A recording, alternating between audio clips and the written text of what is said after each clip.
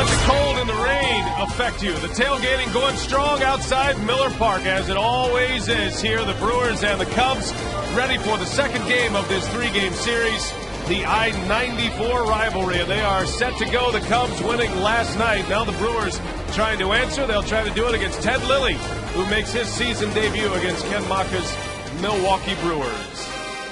And hi, everybody, and welcome from Miller Park. Brian Anderson along with Bill Schroeder and Rock. Tonight, the Brewers try to even the score against the Chicago Cubs. Ted Lilly is on the mound for the Cubs. Doug Davis will get the start for Milwaukee, and in much need of a turnaround. Yeah, he just hasn't been able to put the ball where he wants to, and it's been obvious when he's been out there. Very indecisive as to what he wants to throw. It all comes down to command of all of his pitches, not just one or two. It's just been a struggle for Dougie so far. Every time he leaves the ball up in the strike zone, somebody's there to hammer. You can see that pitch right down the middle of the plate, and he needs to turn things around, and it all starts with that fastball command. Well, we had a chance to visit with Doug Davis, and we asked him about what he needs to do to get it turned around with his stuff. Locating the fastball a little bit better. I haven't really thrown a lot of fastball. I feel like I've been one-dimensional as a left to right movement only. So I think my fastball needs to be able to set up my curveball and my cutter a little bit better than it has in the last three starts. There's a lot of foul balls on my curveball and my cutter, and that kind of tells you that they're able to fight that off because they know it's coming. So mixing the fastball in there and the changeup a little bit more hopefully will make a difference. Well, hopefully it will tonight. Obviously, he has a game plan against the Chicago Cubs, and Davis is going to match up against Ted Lilly tonight, Rock, who is making his first start of 2010. Yeah, shoulder problems had put him on the disabled list in spring training, but still in all, I mean, here's a guy that won 12 games last year. Look at his ERA, 3.10 in 27 starts. It could have been a lot better than that, but the thing for Ted Lilly today is going to be his breaking pitches. I mean, he's got a good array of breaking pitches. The fact that he hasn't thrown yet this year, except for 2 rehab starts, it could be an issue tonight. Numbers from his last rehab start in Peoria. So his first major league start here tonight. It's the battle of left-handers. And we'll talk about the Brewer bats when we come back, specifically Ryan Braun and Prince Fielder against Ted Lilly. Stay with us.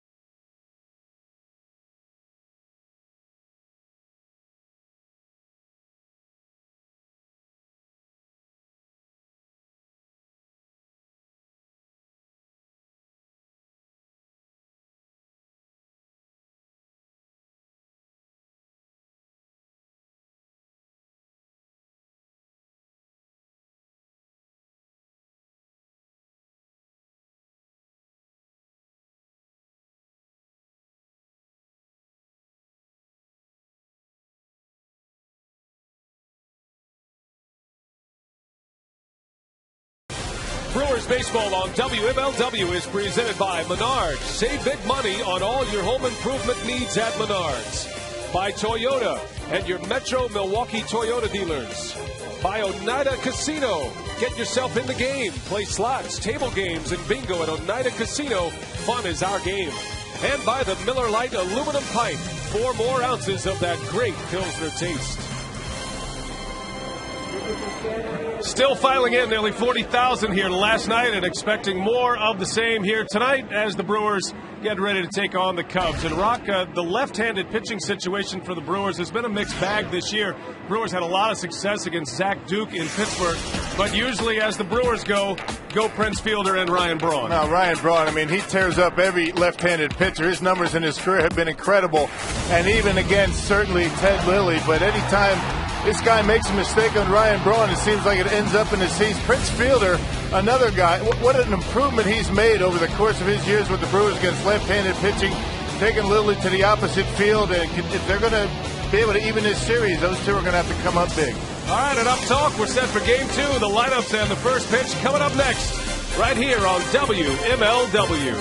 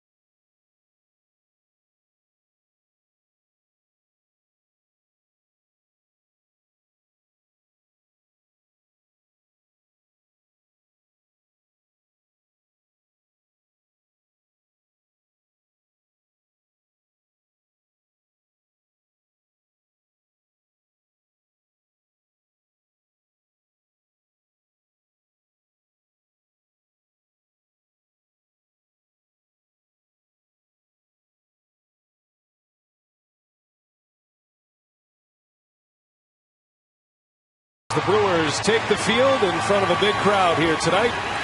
Saturday Night Baseball on WMLW. And Lou Piniella and his Cubs, they have won the first game of the series.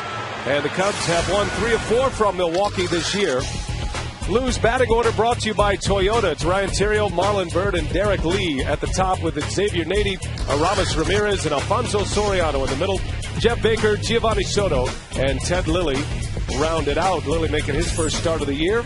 And that lineup, Rock, will face left-hander Doug Davis. Doug needs to have a good start. Career against the Cubs, including a loss at Wrigley Field earlier in the season. 9-7 at .359 earned run average. His numbers, you can see there, need to improve, and it all comes down to location for Doug Davis. Second tour of duty in Milwaukee for Doug Davis. He was here 03 through 06 as well. Defensively behind him, brought to you by Menards, Braun, Gomez, and Hart, McGee, Escobar, Weeks, and Fielder, and a battery of George Kataris and Doug Davis. So Kataris getting his second start in the last 3 days, and Corey Hart is back in the starting lineup as well, with the left-hander Ted Lilly on the mound. There is the crew chief, John Hirschbeck. He'll call the balls and strikes here tonight. Base umpires James Hoy, Wally Bell, and Laz Diaz. We did have a replay rule last night And Hirschbeck took his group underneath on the Prince Fielder drive, and they got it right. So the 6th replay rule in Brewers history went down last night. Always important to keep your eye on the crew chief under those circumstances. All right, we're set for baseball. Ryan Theriot ready to lead off. He'll be followed by Marlon Byrd, then Derek Lee. And Doug Davis ready to deal his opening pitch tonight. And away we go. Theriot swung at the first pitch last night, doubled into right center, and immediately was plated by Fukudome. Cubs didn't waste any time in an 8-1 victory, and Ryan Dempster continued his dominance over the Milwaukee Brewers. He won for the 13th time against Milwaukee. That is most among active pitchers. Yeah, it's amazing. I mean, every time he goes out there, he puts the ball exactly where he wants to, keeping it down. Theriot picks up right where he left off. Ryan Theriot coming in at 275, which isn't going to knock anybody's socks off, but he is an absolute Brewer killer. This guy, it seems like he's on base just about every time up against Milwaukee. That is a fastball. That's what Doug Davis was talking about in our open today. Fastball location, commanding that fastball, getting it down in the strike zone and on the outside corner. He left that one up. Well, Marlon Byrd up in the lineup tonight. He bats second. Typically he's hit fifth, and we even saw him on one occasion in Chicago batting sixth. But this is Pinella's lineup against left-handed pitching, and back in the lineup tonight, some of his everyday starters. Aramis Ramirez back in there, Alfonso Soriano, Giovanni Soto. Well, they moved Byrd in that number 2 spot when the Cubs are facing a left-hander. Kosuke Fukudome sitting this one out. Well, until last night, this road trip for the Cubs has been one without much offense. Lost 3 out of 4 in New York to the Mets. They didn't need much last night with Ryan Dempster. Gave up just 1 run in 7 2/3. Picked up his 2nd win of the year. Jeff Suppan took the loss last night for the Brewers. Little bouncer over to McGee. Can he turn it to second for 1? Weeks. A low throw that was late. Byrd runs well, and he beats it down the line. Brewers get the out at second base on the 5-4 putout. Yeah, Byrd runs well, and so does Ryan Theriot. He was all over Ricky. A couple of hops over to Casey McGee. That wasn't a double play ball anyway, not with Marlon Byrd getting down the line. Check out Theriot. And Ricky Weeks trying to defend himself. Always use the baseball to defend yourself, right? Drop down it, side on him. Throw it right at the runner's head. I learned that from Jim Gantner. That'll get him down. The weapon, he calls it, when he has the ball in his hand on that double play. Here's Derek Lee in a healthy cut at the first Davis offering. He'd always say, give me the weapon quick.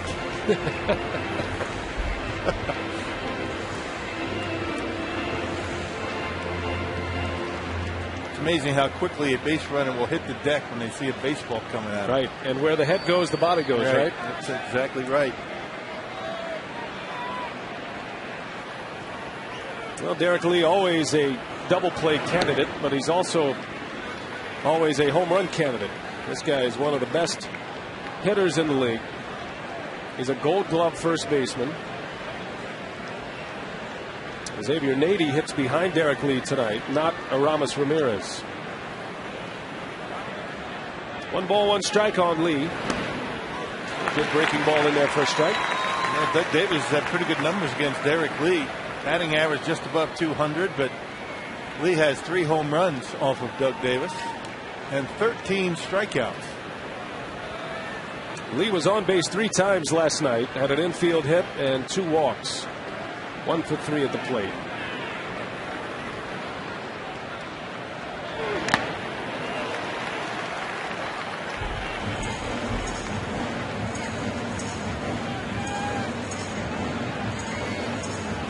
Cubs come in 7-10, while the Brewers are at 8-8. They got a piece of Contreras right on that throwing shoulder. That's why you have that little pad that hangs out there. Home plate umpire John Hirschbeck giving Contreras a a chance to shake it off. That was a good pitch, though, by Davis. Good pitch on the inside corner with a fastball. A little late life to it, which is what Davis is hoping for tonight. Talked about some of the mechanical adjustments he needs to make. And he can just tell by the way the hitters are reacting, was what I got out of his soundbite earlier. Based on the swings the hitters are putting up against Davis, fouling off his cut fastball, there needs to be a little tweak in there somewhere. Right. Well, he needs to have a little bit sharper break to his pitches. I think they're breaking a little bit early and too big. The sooner a hitter can pick up rotation and break, better chance they have of putting a good swing on it. Late and quick is much better than early and big and slow. Use that cut fastball. If you're going to miss it with it down in the zone.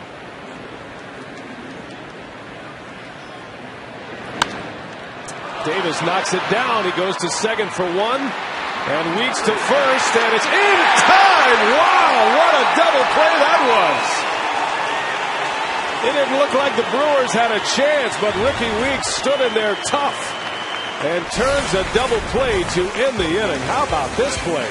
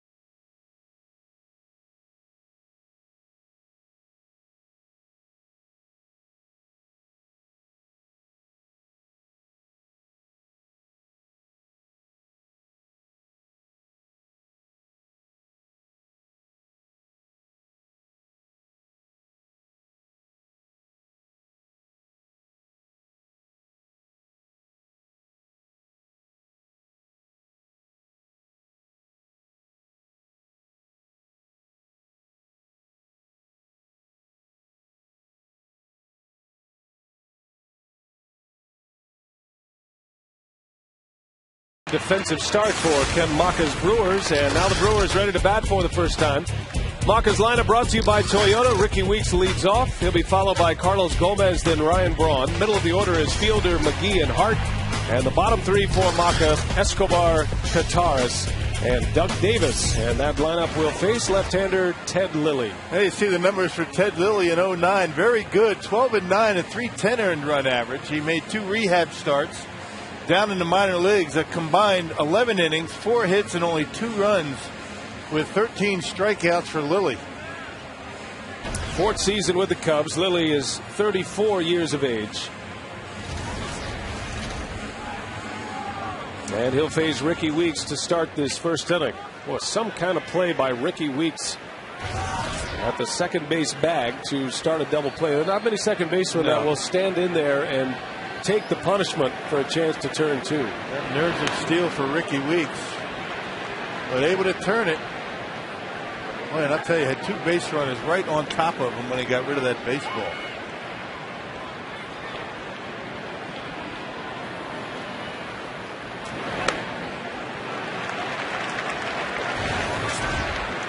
Well, check out the Lexus scouting report for Ted Lilly. He's going to throw about 80 pitches today.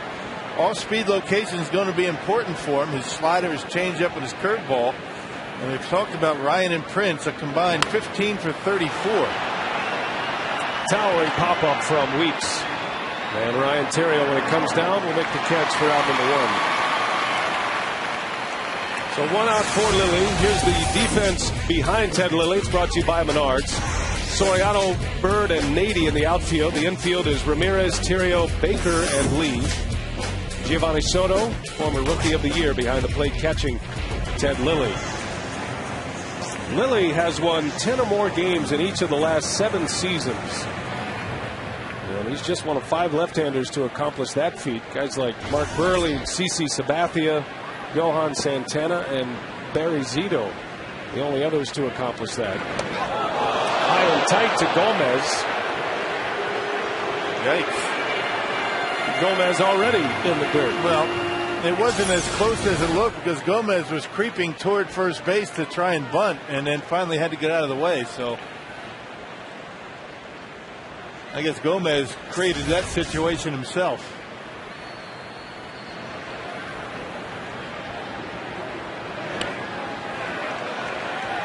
Well, Carlos comes in batting .261. Gomez has a home run and 3 runs batted in.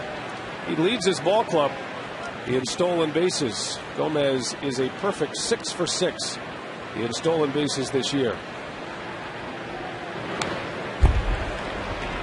I'd love to be able to see him get on base a little bit more. He's got a .261 batting average. That's not too bad, but what the Brewers would like to see more of, more walks. He's got a .306 on base percentage. He's got to get it up there.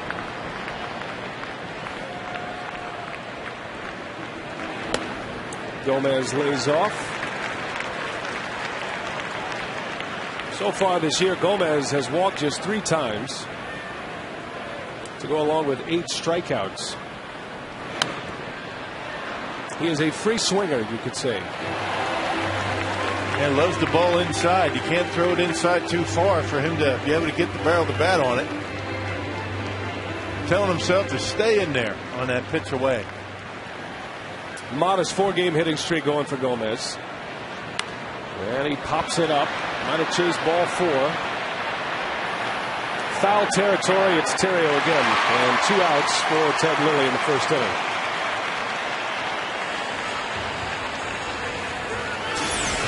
Well, 3-2 count after he was able to get ahead in the count.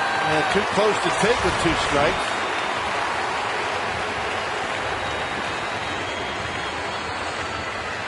Now here's Ryan Braun. Braun comes in batting .391. He is 4th in the National League in batting to start the day. Pudge Rodriguez leads the league in hitting with the Washington Nationals. He's at .423. But Braun is 4th in batting. He is tied for 5th in home runs, and he is tied for the league lead in RBIs. Braun and Matt Kemp lead the National League in ribbies to start the day. And his name appears in just about every major offensive category in the league. And there's a base hit. Braun had his hitting streak broken up last night at 10, and he starts a new one here tonight. And that 10-game hitting streak involved a lot of 2-3 hit games. I mean, he was that hot. Fastball up and in, forget about it. We talked about it on the open, how well Ryan Braun does, not only against lefties, but Ted Lilly. He is just locked in. And Braun, a .438 hitter against Lilly, and adds to it with a single with 2 outs, and that gets Prince Fielder to the plate in this first inning.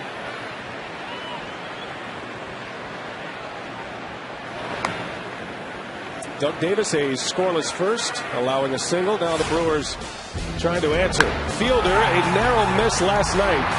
Hit one to straightaway center. It hit the corner of the top yellow padding. Came back into play. It was originally called a double. They went to the replay booth and confirmed the ruling on the field. I talked to Prince about that today. I said, Prince, just another inch or so. Maybe a little elevation next time. He goes, it happens. That's the way it is. They got it right, though. It looked like in regular speed when you first saw it was a home run, but it wasn't. So Fielder still with 1 home run, 7 RBIs. The only RBI last night was produced by Craig Counsell, who had an RBI double. You see Prince Fielder, get emotional in that dugout and on the field, but after the game or before the game the next day, ask him a question. It seems like it really doesn't make much of a difference to him. What's done is done. You love that attitude. As if he hardly remembers. And it takes a short memory in this game to succeed. Fielder did not hit on the field for the third straight day. Still protecting a sore left hand. Did take some cuts in the cage once again.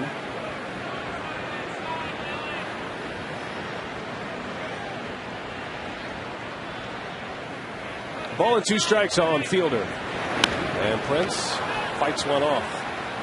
One thing you like about Prince Fielder, there aren't many superstars who just stand around the cage for moral support when they're not taking BP. Right. Usually they're inside with a cup of coffee. Guys don't take BP. They'll be, as you say, they'll be in the clubhouse. They'll be cleaning up their cleats, doing something. But Prince stood behind the batting cage the entire time.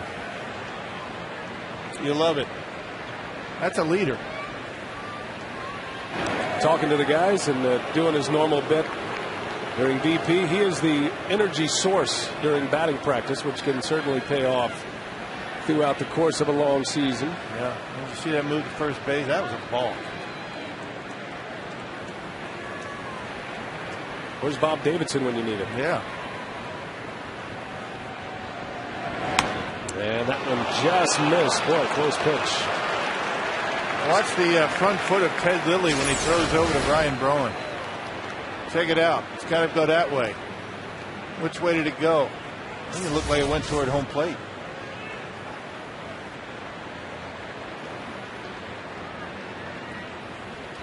Two balls, 2 strikes. We'll see if Braun is on the move. He stays put. And Fielder takes a call, strike 3. Lilly surprised him with a fastball. And the inning is over. The Brewers get a hit, but strand a runner, and we head to the second.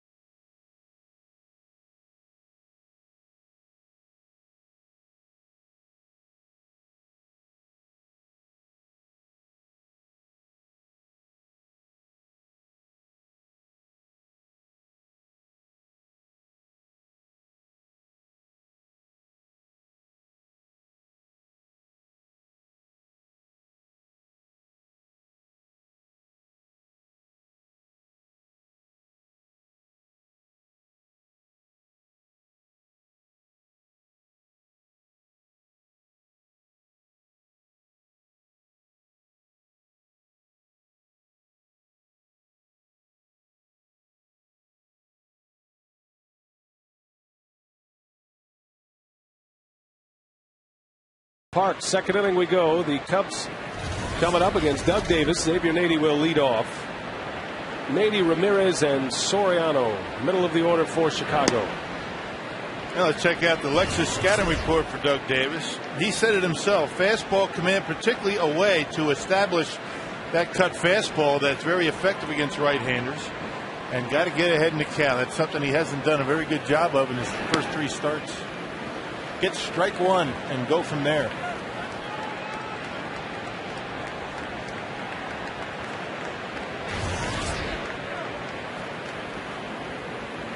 Nady had a good series against Milwaukee at Wrigley Field last week. Had 3 hits, including a home run. Had a 3-run home run in the first game of that series. And he handles one over the head of Fielder. Weeks is on the run, and Ricky Weeks makes the catch. He's putting together a highlight reel tonight. Ricky Weeks, an impressive catch on the little flare from Xavier Nady. He's been involved in just about every out here today. He's handled the ball on every out so far. Boy, going a long way. They had an 80 shaded up the middle. Ricky went a long way to get that baseball. Ricky's saying, how about somebody else? Hit it somewhere else.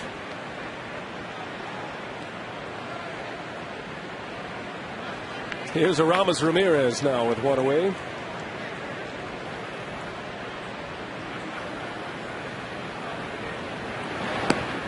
Well, it's certainly early, but it is a good sign that Davis has been able to jam a couple of Cubs hitters at this point. And that's because he's been able to get ahead strike one with a fastball away on the outside corner. A curveball pulled foul by Ramirez. It's 0-2. You have to have right-handed hitters be aware or keep that fastball away in mind to set up this pitch. You know, the cutter, the slider that's down and in. If you're only looking at one side of the plate, it makes pitching very difficult. Every time you go away from him, if it's not a strike, what do they care? They're not even going to look for it. But he's been able to throw a strike on the outside corner a couple of times.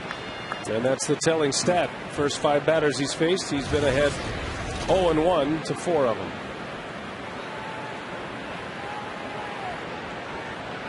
Ball and 2 strikes on Ramirez, who is in the middle of an 0-for-19 slump at the plate.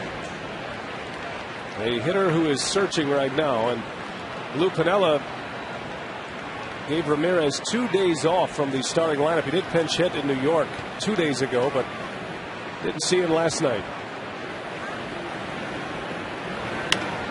Into center field, pretty well hit. Gomez is back near the wall, and he's got it for the out. 399 feet away. It's a long, loud out for Ramirez, and the slump continues. Yeah, he stayed back nicely on that breaking pitch. A little curveball that he was able to double clutch. Check him out. He goes down and gets it. He's been trying to pull everything. They say he's pulling off the baseball. If you stay away from him, he's going to have a tough time, but he took Gomez all the way back to center field fence. 2 up and 2 down now for Davis, and here is Soriano.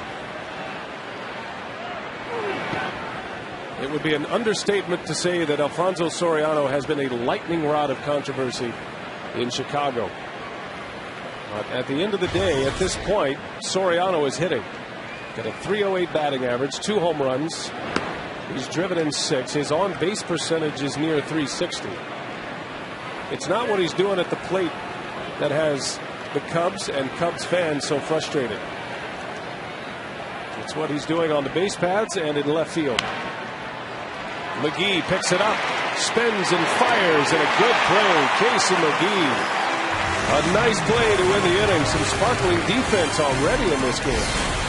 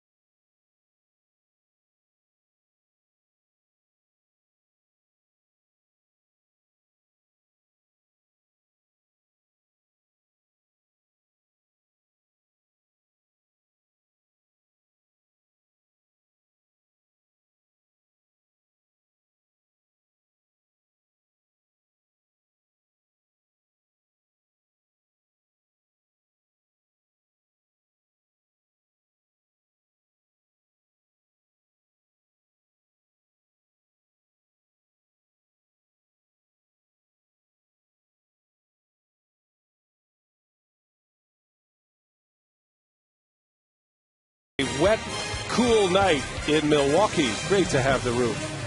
Nothing better than the roof. Comfortable inside, a big crowd on hand, and a terrific rivalry between the Brewers and the Cubs. Fun times in Milwaukee tonight. Casey McGee ready to lead off. And swings and fouls the first pitch away.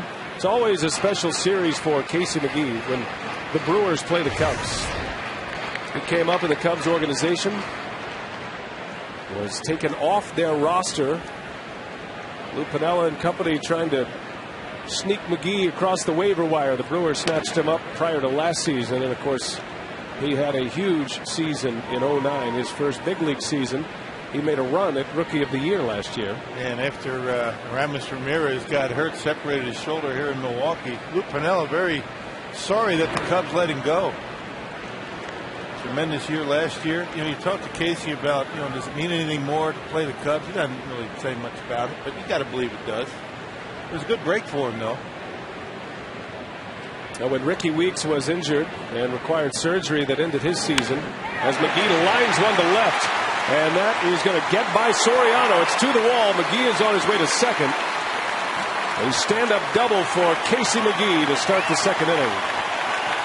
That breaking ball up in the strike zone, and Casey able to get the bat head out on and rip it down the line and left. Ted Lilly elevates pitches. He's in trouble, and he elevated that one right into the wheelhouse of Casey McGee. Gets by Soriano for a leadoff double.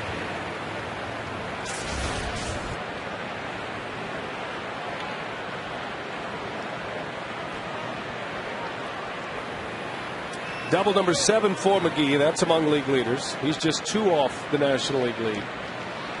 And here's Corey Hart now. Second hit for Milwaukee. Braun had the other one. And Hart takes a strike from Lilly. Corey homered in his last start against the Pirates. He was not involved at all in the 20-run, 25-hit game back on Thursday. At one point, though, he did offer his services not to pinch hit or to play defense. But he suggested to Ken Maka that he might pitch an inning. Sure, that went over well. Yeah. Go sit down, Corey. We've got Trevor out there that needs to throw. Hart's making his 10th start in right field here tonight.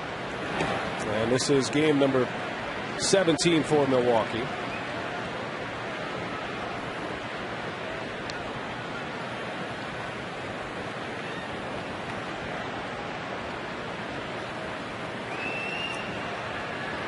One ball, 2 strikes on Corey Hart. Trying to advance McGee. And down he goes, unable to do it. Lilly dropped a curveball in there for a called strike 3. It's out number 1. Hey fans, if you're traveling this season, take the Brewers with you. Subscribe to MLB.tv to see every Brewers game live or on demand on your computer. Visit Brewers.com to order and to get more details. Go to MLB.tv where baseball is always on. Here's Escobar now with McGee still at second. Well, you hate to let those opportunities go by to advance a runner, make a productive out. McGee still at second. And now Escobar looking for a base hit to drive him in. The inning can certainly turn quickly after a leadoff double, depending on what the next hitter does. And if you don't feel comfortable then driving the ball to the opposite field, drop down a bunt. I mean, your job is to get that man to third base.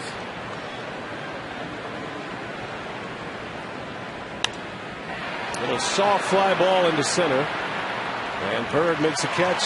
2 outs.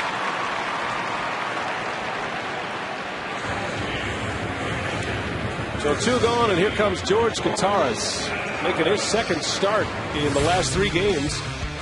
And primarily back in the starting lineup because of the way he swung the bat in Pittsburgh. Had his first career Brewers home run in Pittsburgh. Had 1 last year with Boston. So just 2 career home runs. George has his parents in from Toronto. They're watching the ball game tonight. And rewarded with a start against a left-handed pitcher. Yeah. Now Greg Zahn, the switch hitter, is hitless as a right-handed hitter. 0 for 16 so far this year, so George gets the opportunity here today. George doesn't care, right-handed, left-handed, he just wants to get some at-bats. Kotaras had 2 RBIs in that 20-0 Brewer win on Thursday. Had a home run, a double, sacrifice fly. He was on base 3 times.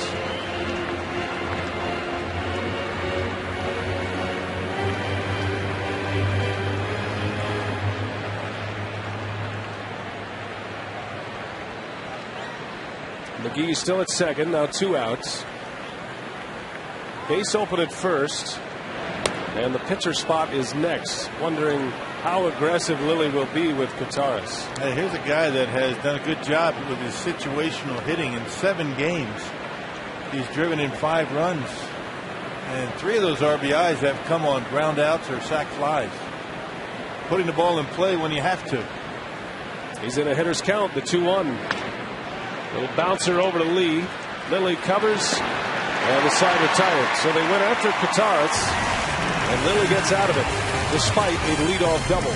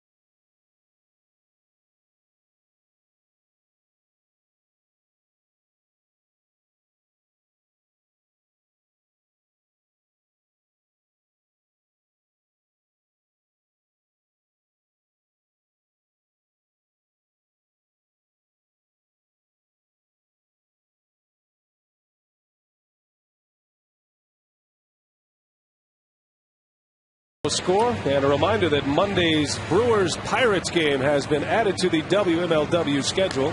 So tune in this Monday at 7 as your Brewers step to the plate against the Pirates right here on WMLW. We make room for the Milwaukee Bucks, who will be in action on Monday at the Bradley Center.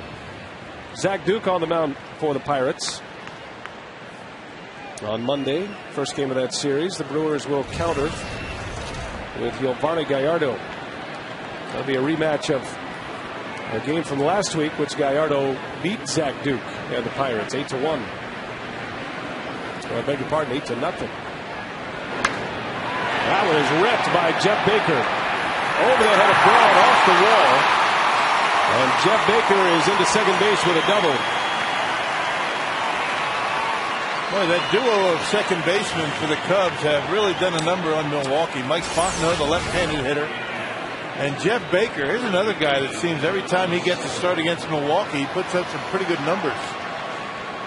A ringing double over the head of Ryan Braun, wasting no time. A mistake fastball by Doug Davis. Baker homered against Davis at Wrigley Field last week. And a leadoff double. The Brewers had a leadoff double in the second. Could not advance the runner. We'll see how the Cubs do with Baker aboard. Here's Giovanni Soto batting in the 8th position. Soto did not play yesterday. He's been swinging the bat well. Has 11 hits and 33 at-bats. As a home run, he's driven in 3. His home run came against Milwaukee. He's been walking a ton. Of course, when you're batting in the number 8 spot, you're going to get some walks. He's already walked 13 times. A lot of walks, an on-base percentage of .522.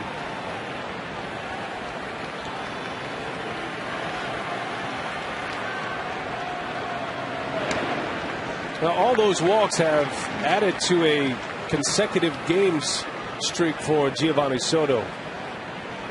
He has the longest streak in the National League, as a matter of fact, reaching base 2 or more times in a game.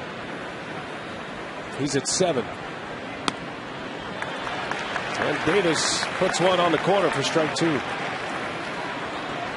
At that outside corner, I think a lot of these Cubs are looking for pitches on the inside part of the plate. That's what Davis did to him last time. That fastball away, a very important pitch for Davis. It's been good so far.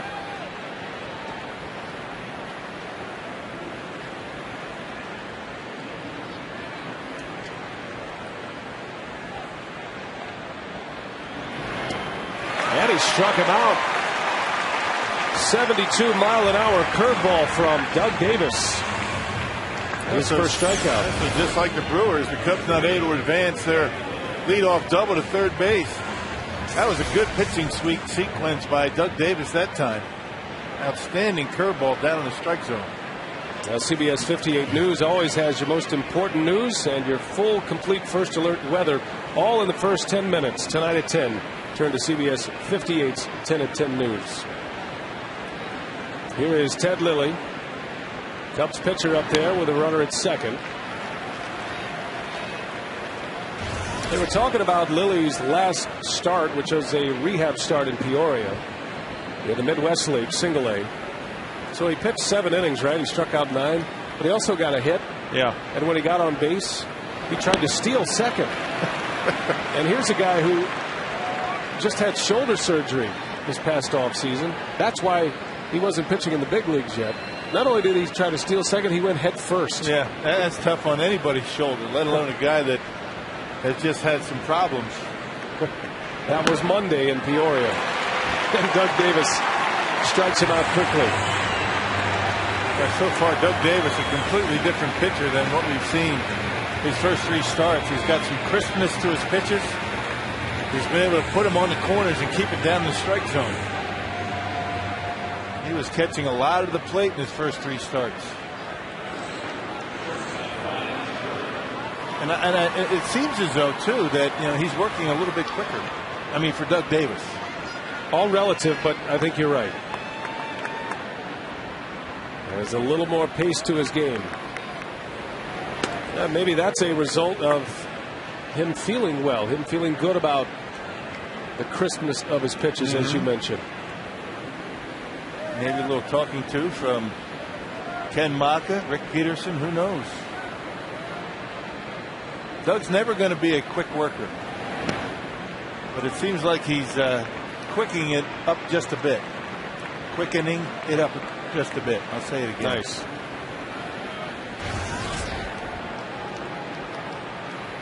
Well, the manager's credo for any pitcher, work fast, throw strikes. Let's go. Work fast, throw strikes. Everybody likes that. That's probably said throughout the course of a baseball game more than any other phrase.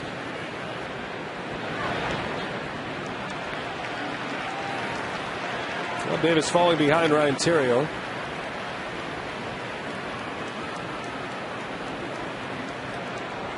The Brewers with a leadoff double in the second inning couldn't advance the runner and ultimately did not score. And now Davis trying to do the same to the Cubs after Baker led this inning off with a double to left. Strike 1.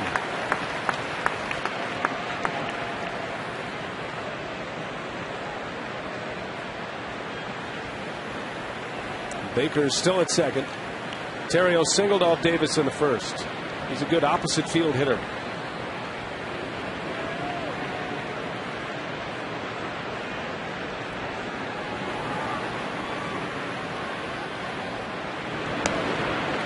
Theriot draws a walk. That's another thing Doug Davis will do, and not saying he did that here, but once he falls behind, especially to a hitter who's had his number, he's not afraid to walk a batter and start over and try to get a better count in his favor. Yeah, that's called not giving in. But the problem is you put base runners on, and when you start to work to the top of the order, you start bringing up the big hitters, the home run hitters. And Marlon Byrd would fit into that category. Yeah, Byrd has 3 home runs this year. He's driven in 13. He is the Cub leader in RBIs. It's a good sign right there. Davis got in on his hands. Bird's a guy who doesn't get jammed very often, has a short, compact stroke. It's a testament to Davis's stuff right now. Yeah, he hit the glove. Guitar is sitting on the inside corner, and Doug put it right there.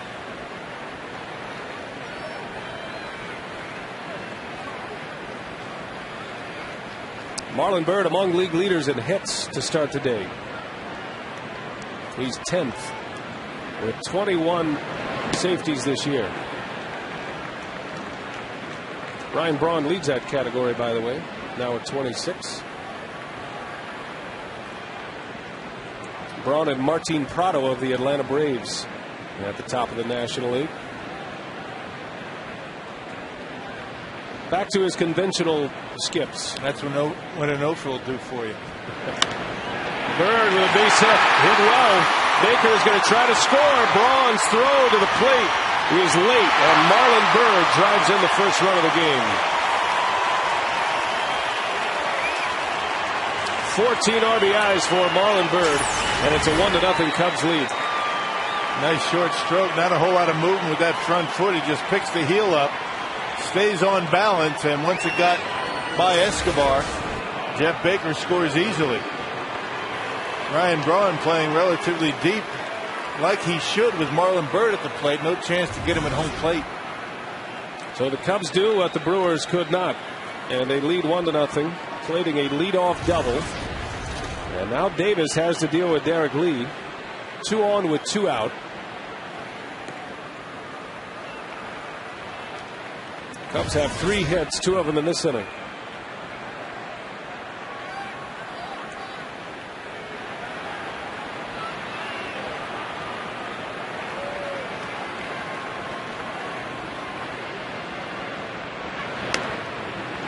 Two balls, no strikes.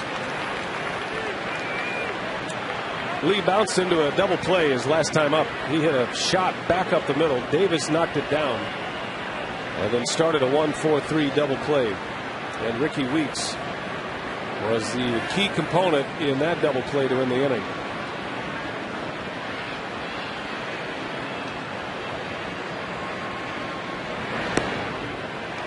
(3-0). As quickly as you find it, sometimes that's how quickly you can lose it. All of a sudden having a tough time finding the strike zone. Lee's been known to swing away 3-0. You got to be careful with this pitch.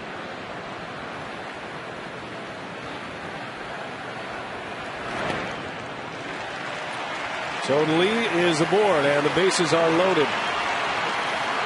And Doug Davis is flirting with disaster here with Xavier Nady coming up, one of the Cubs' biggest home run threats.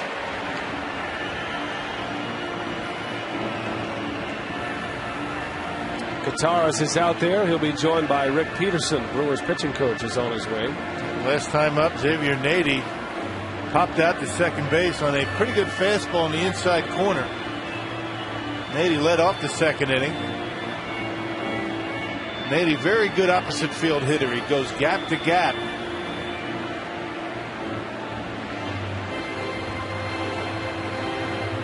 Just Rick Peterson just trying to stop that snowball from rolling down the hill. Sometimes, you call time, you go out there, you slow things down, and pitcher finds himself again. Now, Nady homered against Doug Davis in Milwaukee, his first Cub home run and his only Cub home run to date. Has 2 career homers against Double D.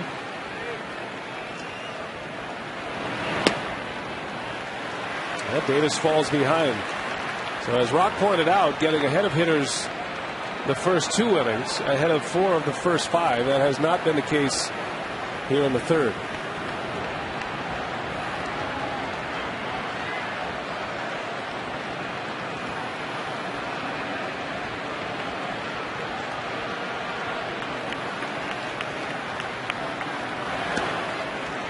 2 balls, no strikes. Terrio's over at third. He walked with 2 outs. Marlon Byrd a single and an RBI with 2 outs, and Derek Lee just walked. And Davis was in trouble with Xavier Nady at the plate.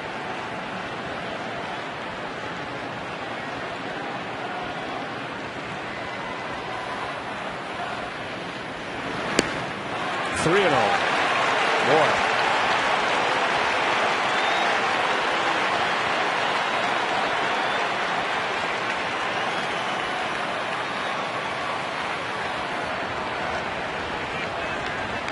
See if Nady has the green light. 3 balls, no strikes.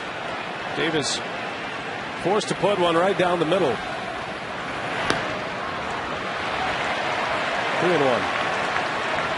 His bread and butter has been the cut fastball throughout his career. That's probably what he's going to throw right here.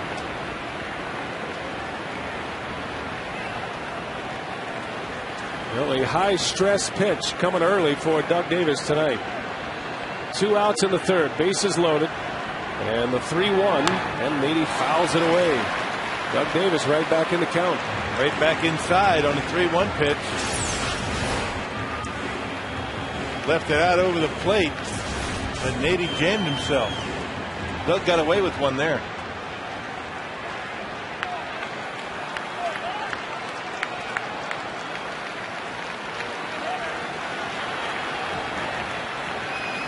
Nady's best year offensively was 2 years ago when he split time between the Pirates and the Yankees. He had 25 home runs. And he drove in 97. Runners take off. 3-2 pitch. Got him. Doug Davis, a pump of the fist as he strikes out Xavier Nady. And if the Brewers come back to win this one, that will be a turning point right there. The Cubs strand and loaded.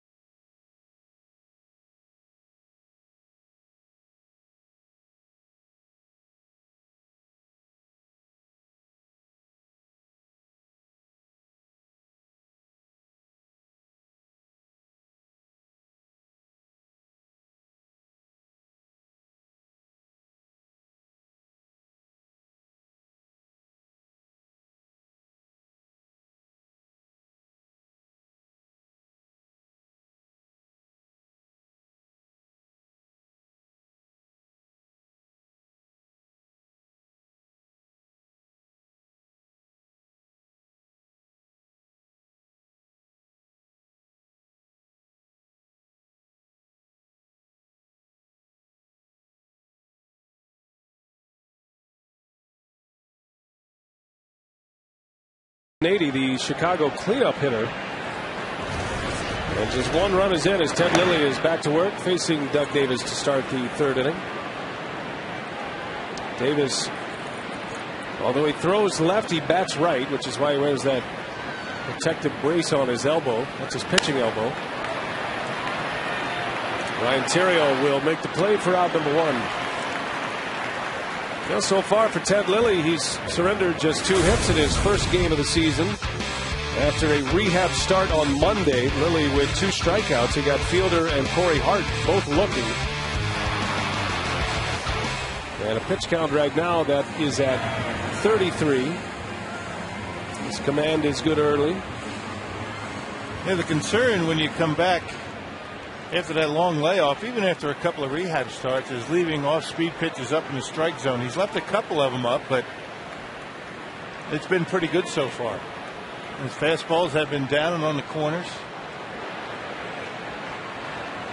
Second time through the batting order now. See if the Brewers can take advantage of Lilly as Weeks takes strike one. We mentioned that streak by Giovanni Soto of consecutive games with reaching base 2 or more times via a hit, a walk, a hit by pitch. Ricky's on that list. He's at 5. And Weeks comes in with a .344 batting average and a .463 on base percentage currently. Not much he hasn't done so far this year. He's been terrific. On the ground to Baker. 2 up and 2 down for Ted Lilly. Hey, catch a minor league game at Miller Park on Friday, May 7th. The Timber Rattlers versus the Cedar Rapids Colonels. Go to Brewers.com for $10 tickets, sponsored by Cops and Pickensay.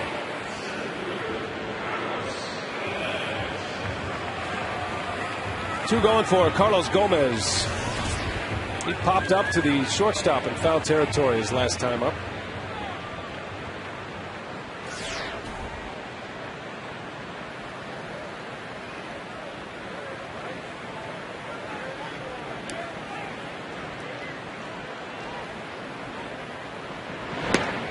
Gomez making his 3rd consecutive start. Carlos in that 3-man weave in the outfield with Corey Hart and Jim Edmonds. Edmonds, the left-handed hitter, gets the day off today with Lilly on the mound.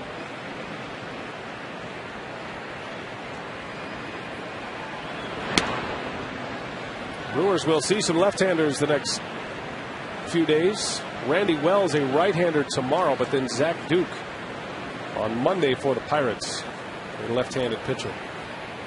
So playing time is coming up for Gomez and Corey Hart. Yeah, Zach Duke, and then on Wednesday afternoon, Paul Mahalam, left-hander for the Pirates. So 3 lefties in the next 5 games, and Gomez draws a walk. 2-out walk that allows Ryan Braun to hit in the 3rd inning. That's why walking for Gomez is so important. You know, 2 outs, nobody on, you draw a walk, you figure no big deal, but not with Ryan Braun coming up. And it's amazing that you would even think about walking Carlos Gomez with Ryan Braun on deck, but sometimes that happens.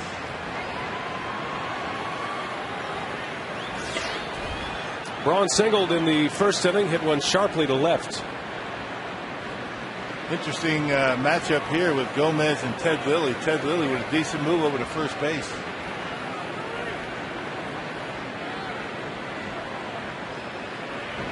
And as Gomez goes back to first, Lilly deals a strike to Braun. Look how big that lead is. That's a one-way lead right there. What he wants to do is draw the best move that Lilly has. When you have a lead that big and your first move is back, it's by design. Gomez has not been thrown out this year. He is 6 for 6. But Lilly is a pitcher who gives up some home runs. Not here. A big bouncer. Easy play for Terrio. And Lilly is through 3 innings of shutout baseball at Miller Park.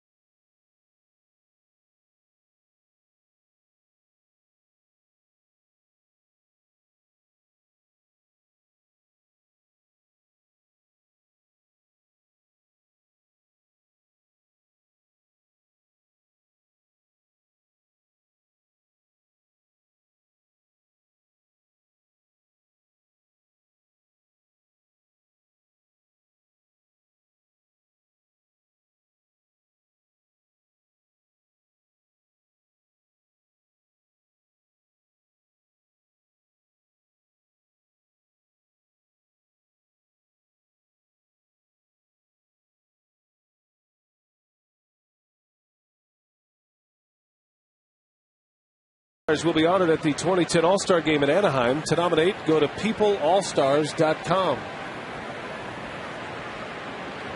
Well, Davis surrendering a run in the third, but avoiding disaster, striking out Xavier Nady with the bases loaded to end the inning. After falling behind 3-0. Good job by Davis. And Davis strikes out the side. Mixed around 2 hits and 2 walks. Aramis Ramirez now 0 for his last 20 at the plate. And a big hack, and he falls behind 0-2. Yeah, big time uppercut for Aramis Ramirez. His time in spring training was cut short, a variety of different ailments. He didn't have many at bats in spring training. The Cubs point to that for his slow start.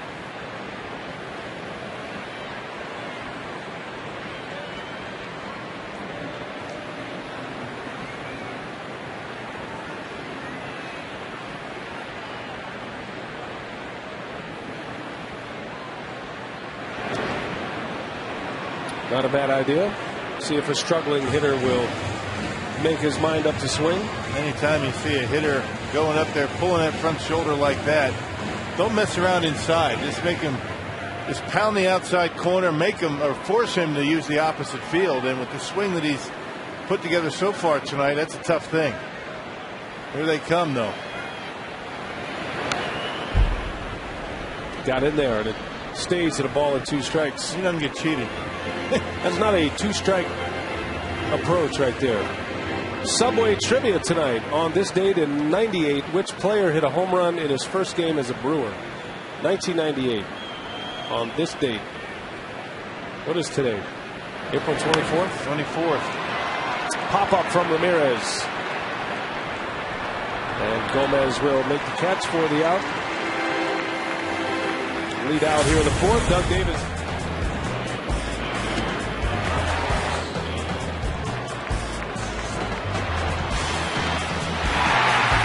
Now Davis has gotten some good defense behind him, but that big strikeout of Nady at this point is the big play in this game, and a little bit of a pump of the fist. I'll say.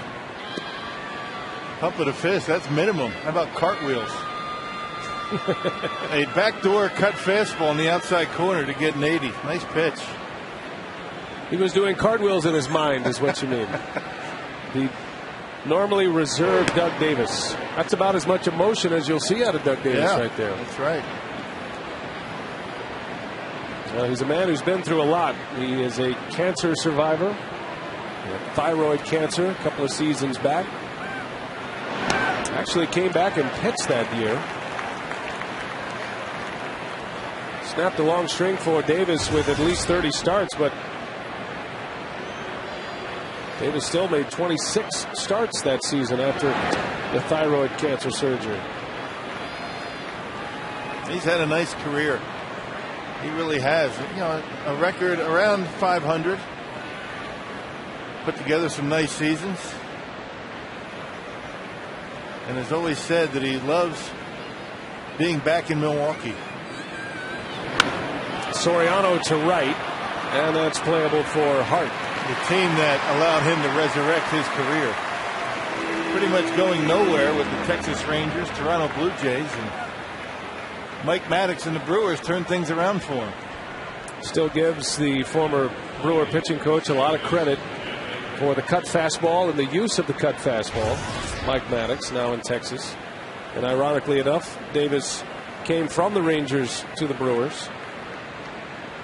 And when Doug Davis became a free agent at season's end and Doug Melvin went calling, this was the spot he wanted to be for all of those reasons.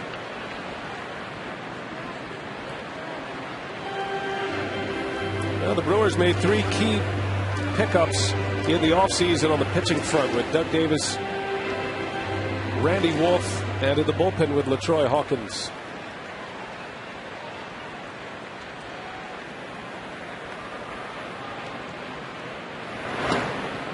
And only time will tell if those pickups make an impact. What you have in all 3, veteran presence with Davis and Wolf and Hawkins. Hawkins got off to a great start in the bullpen, then he struggled a little bit. He's been pitching much better as of late, his last 2 times out. That one's pretty well hit to right, but Hart will track it down. 3 fly ball outs and a good inning for Doug Davis. He retires the Cubs in order. And here come the Brewers in the 4th. Prince Fielder ready to lead off.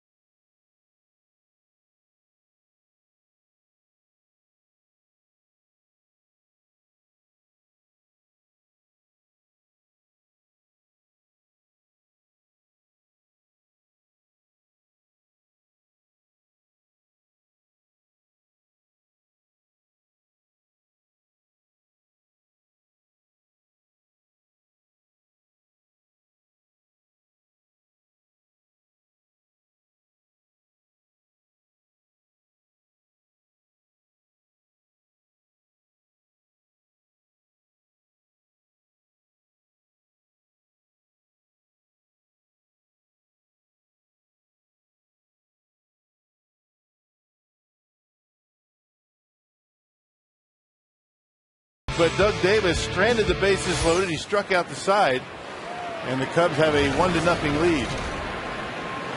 And here's Prince Fielder to lead off this 4th inning. Prince struck out looking in the 1st, that ended the inning, stranding a runner at first base. Brewers have had a single base runner in each of the first 3 innings. As Fielder goes outside the strike zone, and it's 0-2. Big shift is on for Lou Piniella defending Prince Fielder. 3 infielders on the right side. Most teams do this these days with the shift for Prince. Ramis Ramirez playing at shortstop, giving Prince all the left field line, daring him to drop down a bunt. They're giving him a lot of room in right center. I should say left center.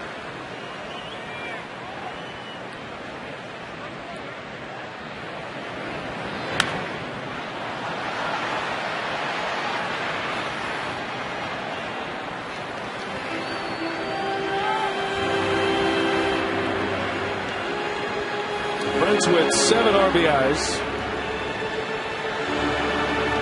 Drove in a pair in Pittsburgh. Part of that, actually 3 RBIs in Pittsburgh in that 20-0 win. And down he goes. Lilly pulled the string on him and strikes him out. First out of the inning and the 3rd strikeout for Ted Lilly. Yeah, Ted Lilly saying, all right, Doug Davis, you have a good cut fastball. So do I. That's a good pitch. Down and away to Prince. He kept it down around the shins. His location's been pretty good. Subway Trivia Rock on this date in 98. Which player hit a home run in his first game as a Brewer? You were here for that. I was. I don't think it was here, though. Jeff Jenkins off Oral Hershiser. In San Francisco. Yeah. Then known as 3Com Park, now known as AT&T Park. That was at Old Candlestick. At 3Com? Is that what they named it? Yeah, it was right, Candlestick, then 3Com. Yeah. I can't remember all those names, but it was Candlestick Park. You're right. That's right. With all due respect to the sponsors and the naming rights folks, I'm sorry, but it was at Candlestick. I like Miller Park.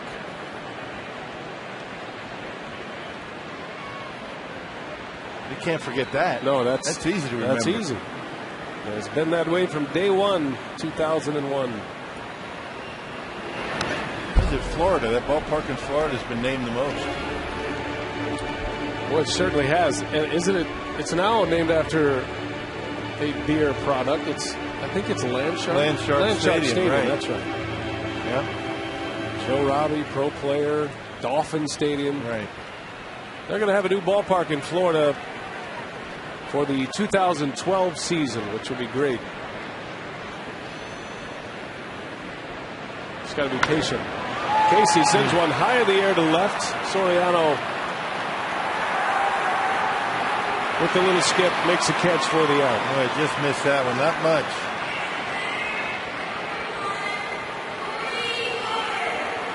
Hey, the Bucks are back in the NBA playoffs. Tickets for Monday's Game 4 of the Bucks-Atlanta Best of 7 series are on sale now. Go to Bucks.com, the Bradley Center box office, or call 1-800-4NBA-TICKS to order Monday game tickets. And we welcome all of you who have turned over from the Bucks game now at the half. The Bucks are leading. Brewers baseball today as Hart rips one back to the mound. Lilly a nice play, and he is rolling along here. Ted Lilly in his first start of the season, 4 shutout innings, defending his position well.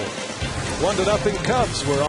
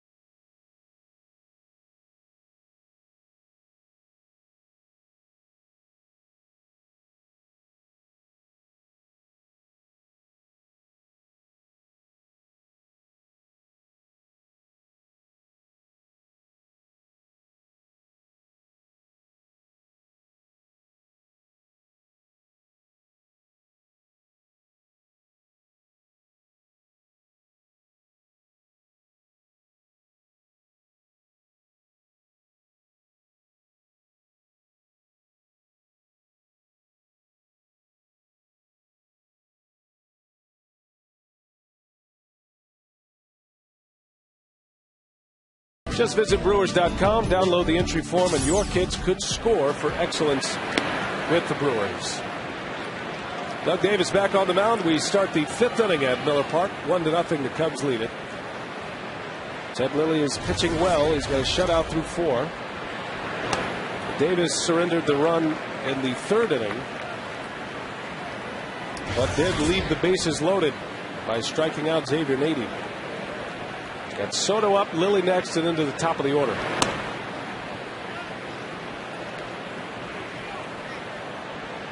Busy night in baseball tonight.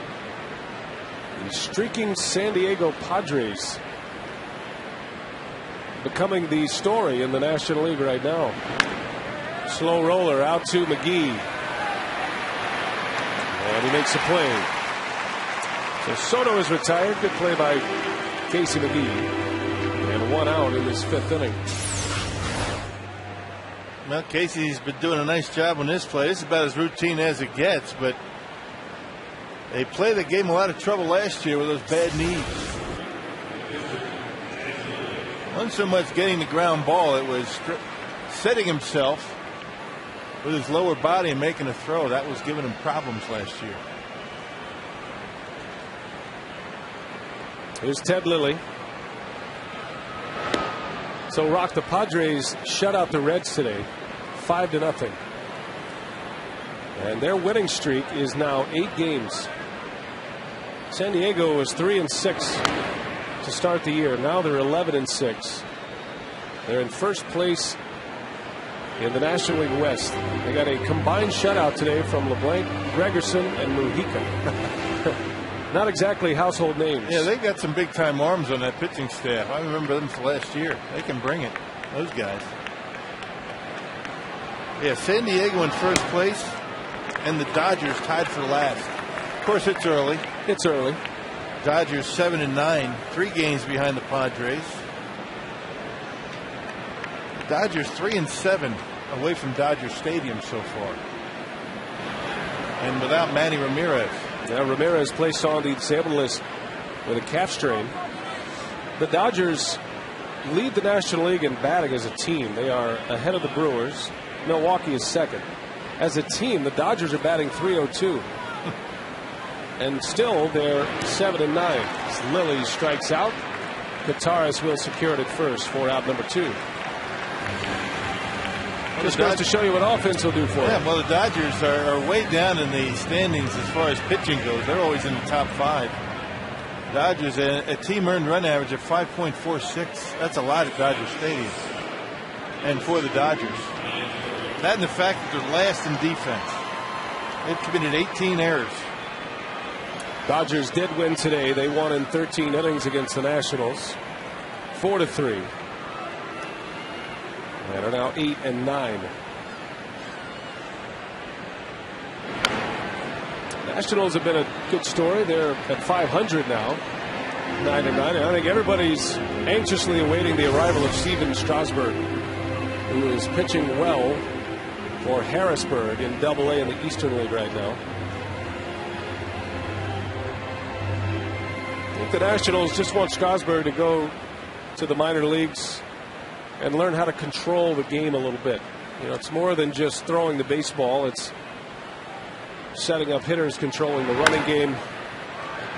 We'll see if he's going to make his debut this year, as Doug Davis has now retired 7 straight. He got out of that bases loaded mess, and he has not allowed a base.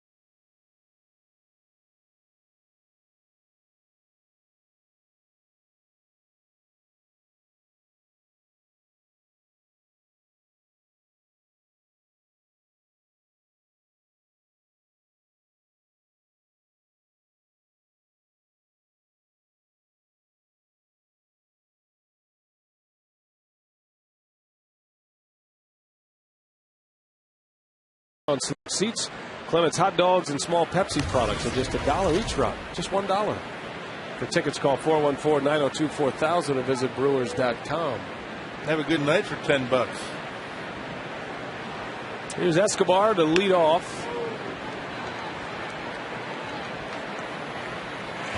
Quickly 0-2 as Ted Lilly continues to pound the strike zone.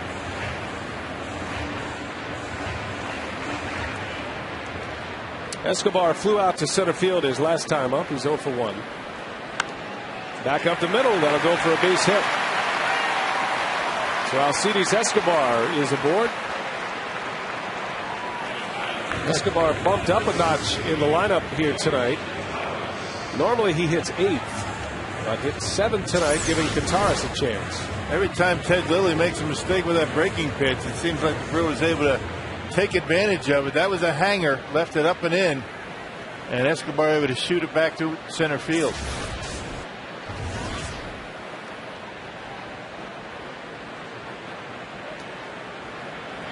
We'll see if Escobar is on the move.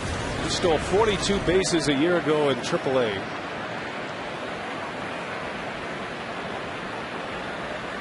He stays put. Kataris takes a ball down and in. Now George making his 5th start of the season tonight. His 2nd in the last 3 days.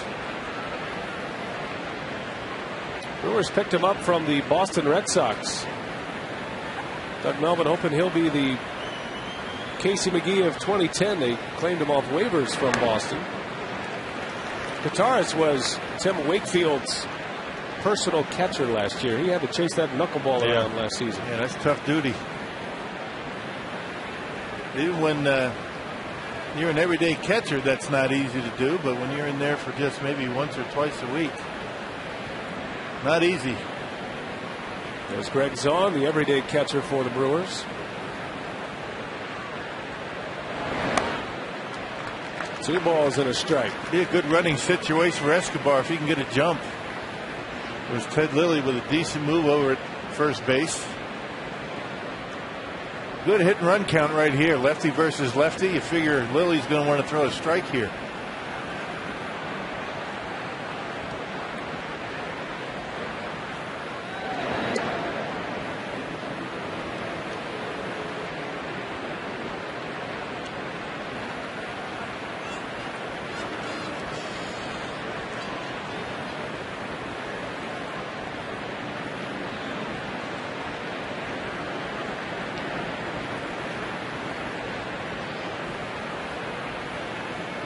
Escobar stays put. Kataris takes ball 3. Tough to get a good jump on Ted Lilly. Yeah. He's got a lot of base runners even breaking back to the bag when he delivers to the plate. He's got a lot of different moves too. He'll give you the hang the leg. He'll give you the quick. He'll step off and throw over. Bouncer foul. I guess the one read that he will give to you is that when he comes to home plate, he crosses that leg behind the pitching rubber, and once you do that, you have to go home. The issue is, though, that he lifts the leg, kind of hangs it there, and then he drops it behind the pitching rubber, and a lot of times that's a little bit too late to take off. Watch the front leg. Once his foot goes beyond the rubber, like right there, he's got to go home. But he does that very late, doesn't do it very early. So as a base runner, that's your cue to go, if you're going. That's about the view that Escobar has of Ted Lilly.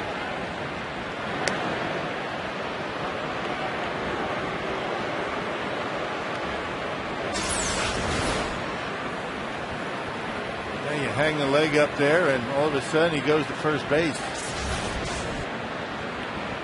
Tough to read a left-hander. Full count, and Kataris pops it up. Soriano is coming in. Terrio is back, and it's Terrio who makes the catch deep in the grass in the outfield. Well, you know, Lou Piniella glad that Terrio called him off. Alfonso Soriano has had a lot of problems out there in left field.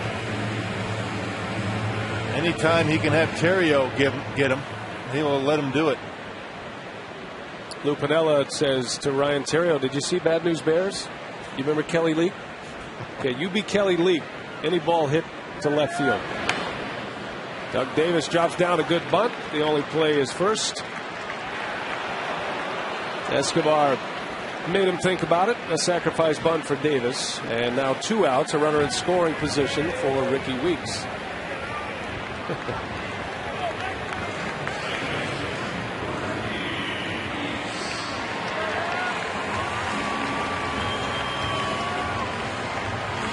Piniella has seen very good starting pitching this year and very good closing pitching this year in Marmol.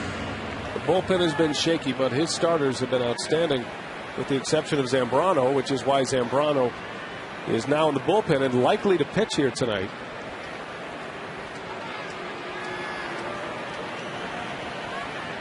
Ricky Weeks, a .538 batting average with runners in scoring position, has 7 hits this year. He's been great in spots like this.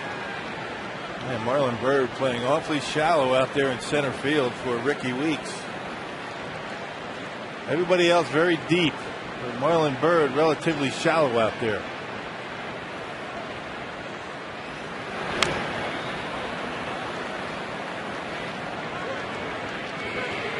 There are the numbers for Ricky Weeks.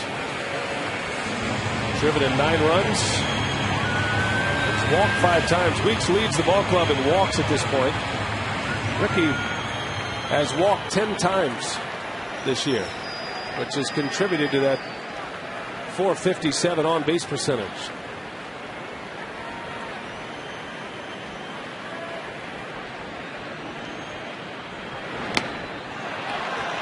One and two.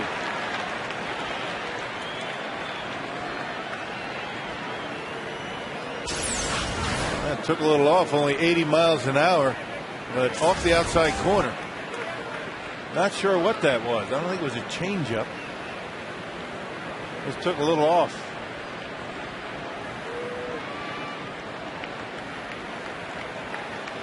Escobar at second. Ball and 2 strikes on Weeks. And a fastball missed. Lilly pumped up. A 90-mile-an-hour fastball. That's the best fastball of the day for Lilly.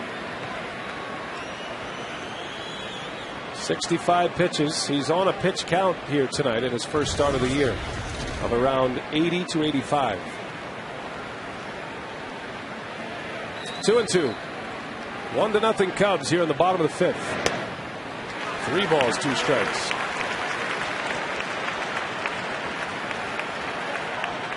Well, we have seen on occasion, and I'm sure Weeks is aware of it. Well, I know he is. Weeks has been pitched around with a base open with Gomez on deck.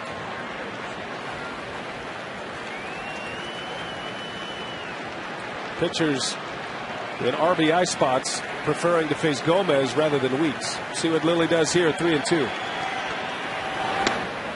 Inside, ball 4. Ricky Weeks walks for the 11th time. A good eye right there. That looked like a pretty good pitch. All the way until it got to the cut of the dirt. That little cutter that just missed the inside corner. Tough pitch to take with 2.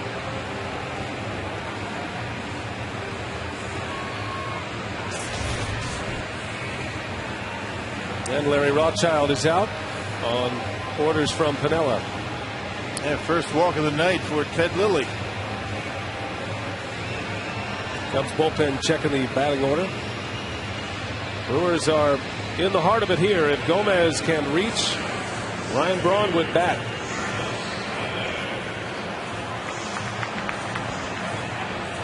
Last night's winner, Dempster.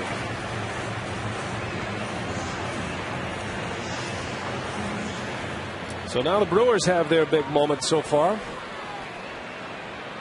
First and second for Gomez, who walked his last time up. Gomez walking for just the 4th time. He's 0 for 1. He popped up to short in the first, although he ran the count full.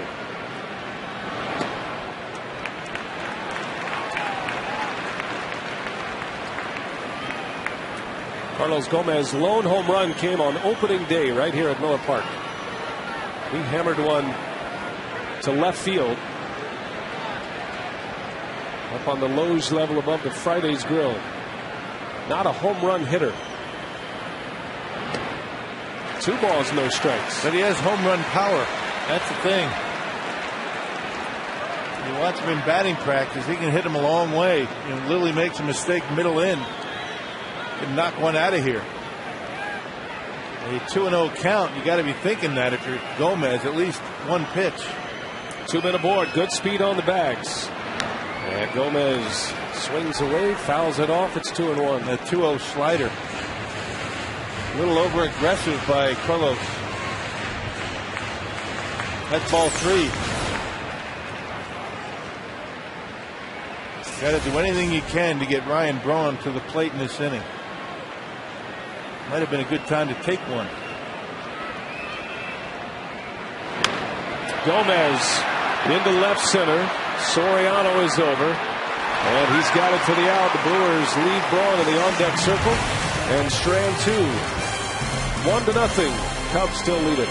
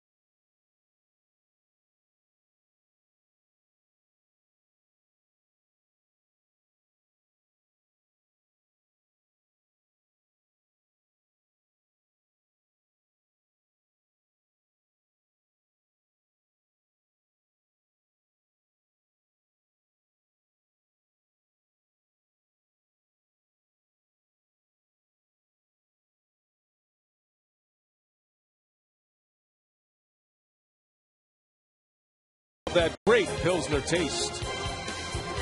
This copyrighted telecast is presented by authority of the Brewers and may not be reproduced or retransmitted in any form, and the accounts and descriptions of this game may not be disseminated without express written consent of the Brewers. A tight one here tonight. 1-0. The Cubs lead it as we move to the 6th inning. And Marlon Byrd will bat for Chicago. He drove in the only run of the game. Had a 2-out RBI single in the 3rd. I bet the Brewers wish they had a couple of those 20 runs that they scored a couple of days ago. Runs have been hard to come by. Yes, it has. Byrd into right center. That one's got some carry to it. Corey Hardy is back, and that one's off the wall. Gomez plays it on a hop, and Marlon Byrd continues his hitting ways. His 2nd hit of the night, and it's a leadoff double for the Cubs. He's got good opposite field power. He's just a good all-around hitter. Doesn't strike out much. Nice, easy swing. Doesn't overswing. Just drives that ball over Corey Hart's head. Out there in the deep right center. Never got a glove on it. A good job by Carlos Gomez backing it up to keep him at second base.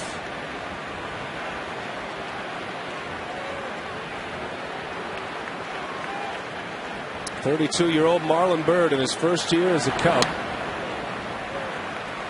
As Davis deals Lee a strike. Byrd came up with the Phillies, but really found something in Texas with his batting coach Rudy Jaramillo, who is now the hitting coach in Chicago.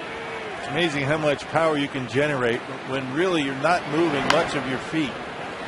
You know, a lot of people think that you got to wind up and you got to get that high leg kick, but look at Albert Pujols. He doesn't have a lot of movement. Jim Edmonds, he's got that spread out stance, not a lot of movement. Marlon Byrd, too. Gave that one a ride to right center. Well, Bird's batting average jumped about 30 points when he arrived at Texas. Now, Arlington is a great place to hit, no question. But Marlon Byrd, a 300 hitter in the major leagues back in '07, and he's pushed 300 the last 2 seasons. That was a big pickup for the Cubs. Cubs made a huge trade getting rid of Milton Bradley and acquiring Carlos Silva, and then filling their needs in the outfield with Marlon Byrd.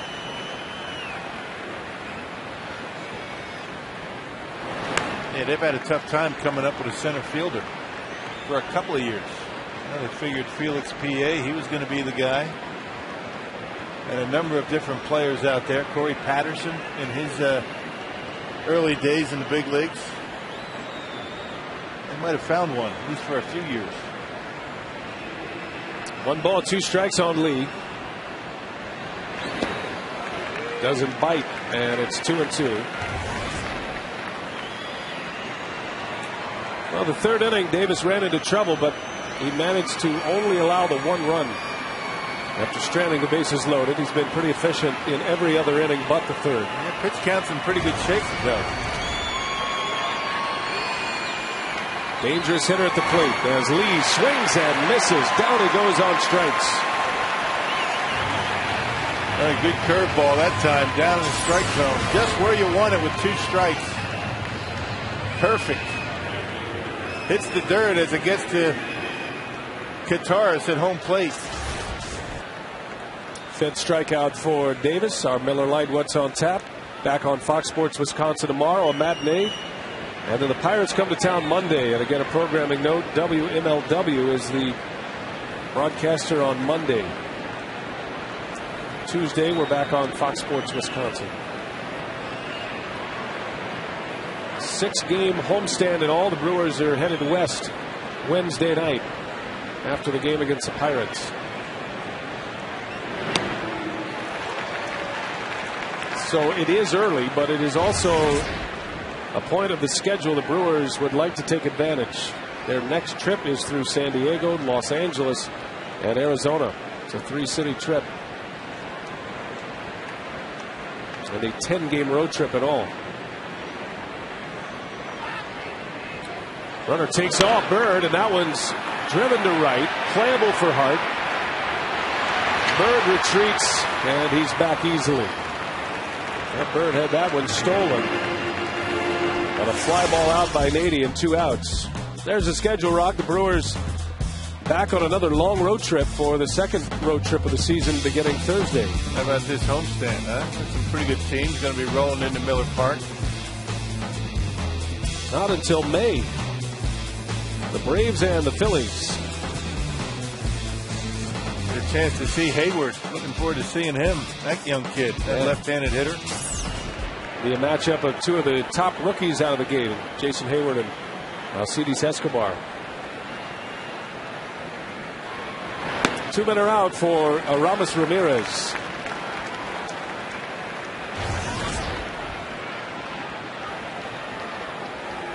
Oh for 2 with 2 fly ball outs to center.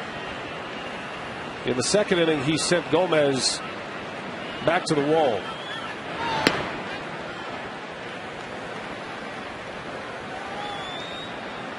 The Brewers would love to get the Cubs out of town without Ramirez breaking his slump, because when he gets hot, he is a hitter that is hard to retire. And he's one of the better run producers in baseball. Off to a slow start, but it won't last forever.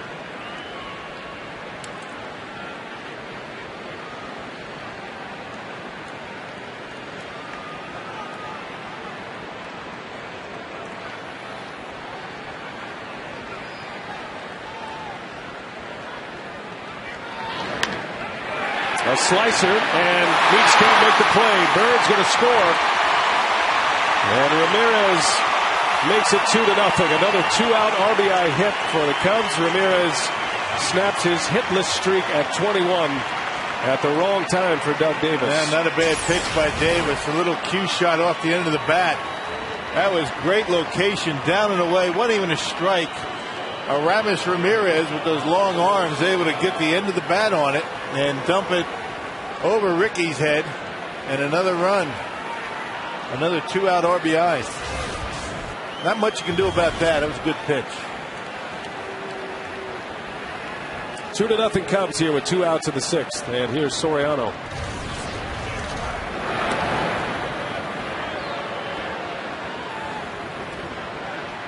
So Ramirez missed half the season last year and still drove in 65. His run production's actually been okay despite the low batting average. Aramis Ramirez now at 9 RBIs while batting under 130. Well, he's got 3 home runs, right? One of those against the Brewers. Yeah.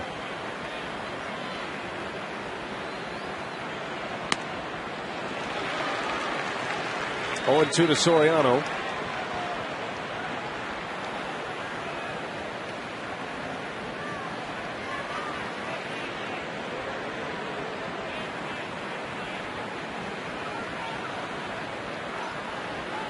Two outs for Davis. And the 0-2 in the dirt. Good block by Kataris. Now the Brewers will have the muscle coming up in the bottom of the 6th. See that play by George Kataris behind the plate. Nice. Just letting him hit him in the chest protector. You'd like to have that glove down between the legs. He let it drift up just a bit.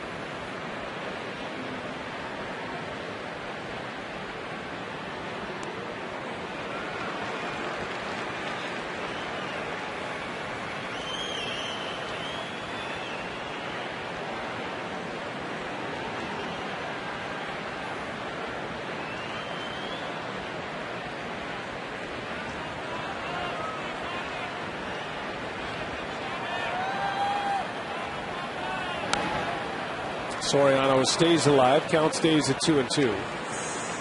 2-0 Cubs on 5 hits. They've made their hits count, however. Marlon Byrd a 2-out RBI in the 3rd, and Ramirez a 2-out RBI just a moment ago. Meanwhile, Ted Lilly, 5 shutout innings on the board, just 1 walk to go along with 3 strikeouts, and he's only given up 3 hits.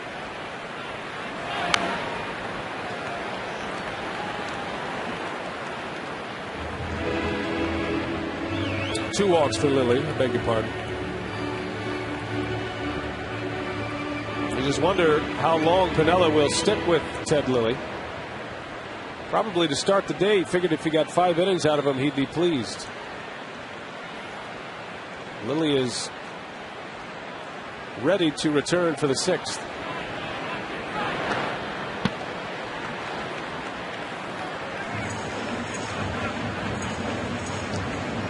Lou Piniella will do anything he can to keep his bullpen right where they are. And that bullpen has been dreadful, so why not get an extra inning out of Ted Lilly? Bullpen is quiet for now. Last inning, Justin Berg was stirring. Soriano pops it foul. Davis having a hard time putting away the Cub left fielder. 8-pitch at bat.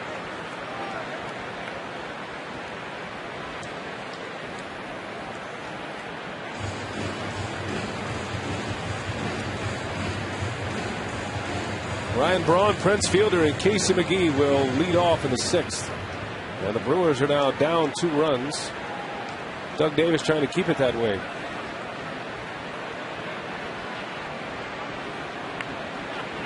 Ramirez not getting much of a lead over there at first base. I'm not sure if he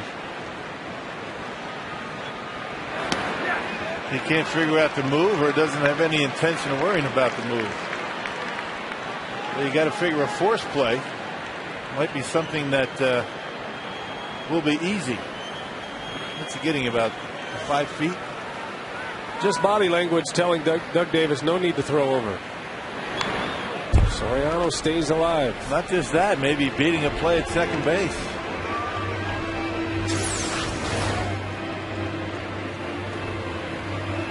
A short lead and a one-way lead at that.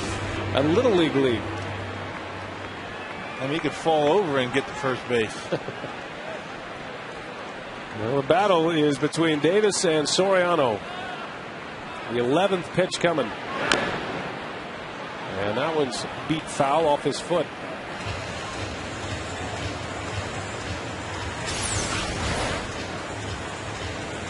Got that big long bat, 36 inches. That bat for Alfonso Soriano. It's amazing that he's standing so close to home plate with a bat that size. Maybe the biggest bat in baseball. Look how close he is to home plate. Another 3-2 pitch on the way. Little bouncer. McGee under his glove. Escobar behind him, but everybody's safe. A slow developing play. Casey McGee had the only shot to get it out. And we'll see how they score that one. Well, you got to figure that's got to be an error. Another good pitch by Doug Davis. Actually, Casey overran it. Right by him. And Soriano on first base, extending the inning, but another good pitch by Davis. That'll go as an error on McGee. His second of the year. First and second now for Jeff Baker, who has doubled already today.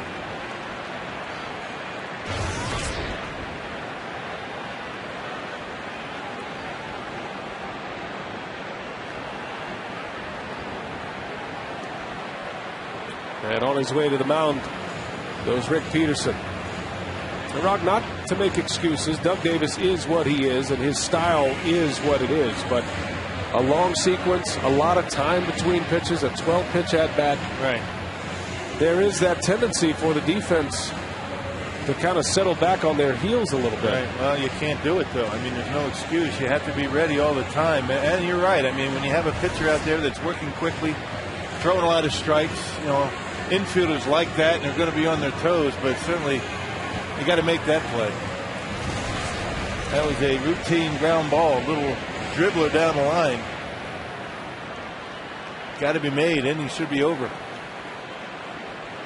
That's something you have to fight out there in the infield and the outfield. Brewers have committed 4 errors in this series already.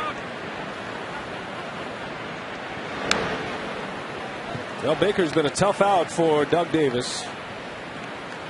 He homered off Davis at Wrigley Field, and a double and a run scored in the 3rd inning tonight as Carlos Villanueva begins to get loose.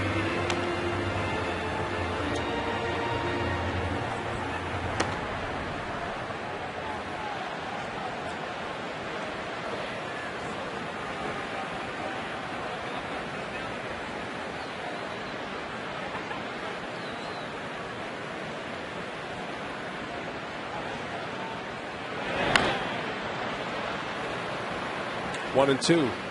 Hey, fans, now at Pizza Hut through May 23rd, order any $10 large pizza plus breadsticks or stuffed pizza rollers and get a free ticket voucher to a Brewers game this year only at your Pizza Hut.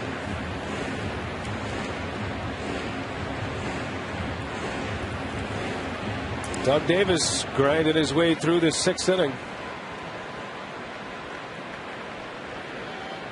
Both of the Cubs runs have been delivered with 2 outs.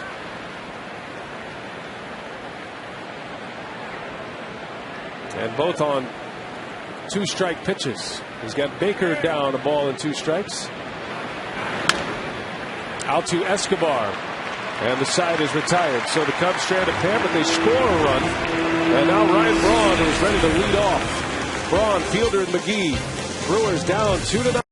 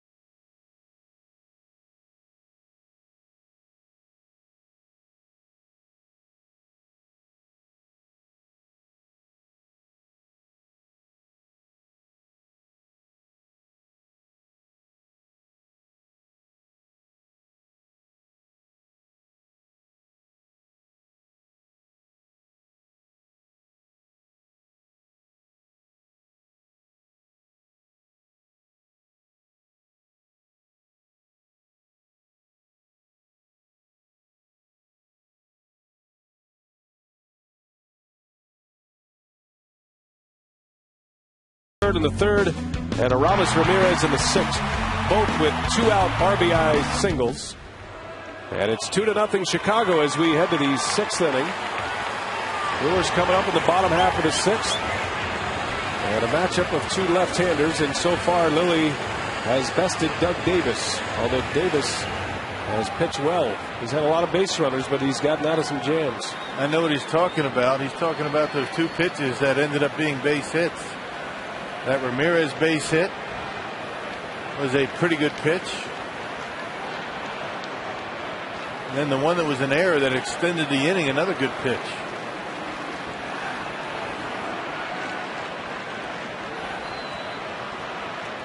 Sometimes good hitters hit good pitches, and that's what Ramirez did. We'll see if the Brewers can answer after all of that offense on the road trip. In the last 4 days of that road trip specifically, where the Brewers just kept scoring runs at will with multi-hit games just about every day. They outscored the Pirates 36-1 in that 3-game series. As Braun on the first pitch, out to Tirio, and it's out number 1. This game could not be going better for Lou Piniella and the Chicago Cubs, as Ted Lilly is making his first start of the season at a comfortable pitch count right now as he pitches in the 6th inning.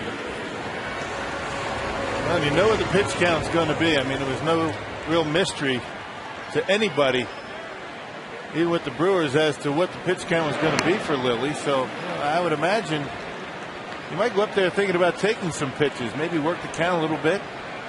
Of course, with Lilly out there, it's kind of a fine line. You know, sometimes your best strike, your first strike, is the best one to swing at.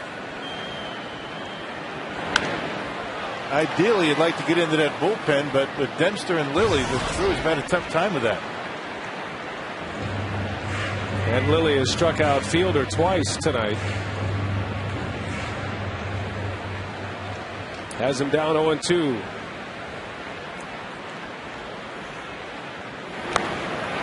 Got him with a fastball, went up the ladder, and Fielder a strikeout victim for the 3rd time. You don't see that very often with Prince Fielder. Well, 0-2, not even close to being a strike, but Prince trying to protect the plate, swings right through it. And 2 outs for Lilly, his 4th strikeout. Here's Casey McGee. McGee missed a home run by an eyelash on the bat his last time up. Ended up as a towering pop-up into left. Just got under 1. Lilly starting to use the high fastball to complement his good curveball. As Justin Bird begins to get loose again. 3rd time through, you notice pitchers a lot of times will change it up a little bit. Change the pattern. Try not to be predictable. Casey tomahawks one. Marlon Byrd in his tracks. 3 up, 3 down for Ted Lilly. He's mowing the Brewers down tonight so far. It's 2-0 Cubs.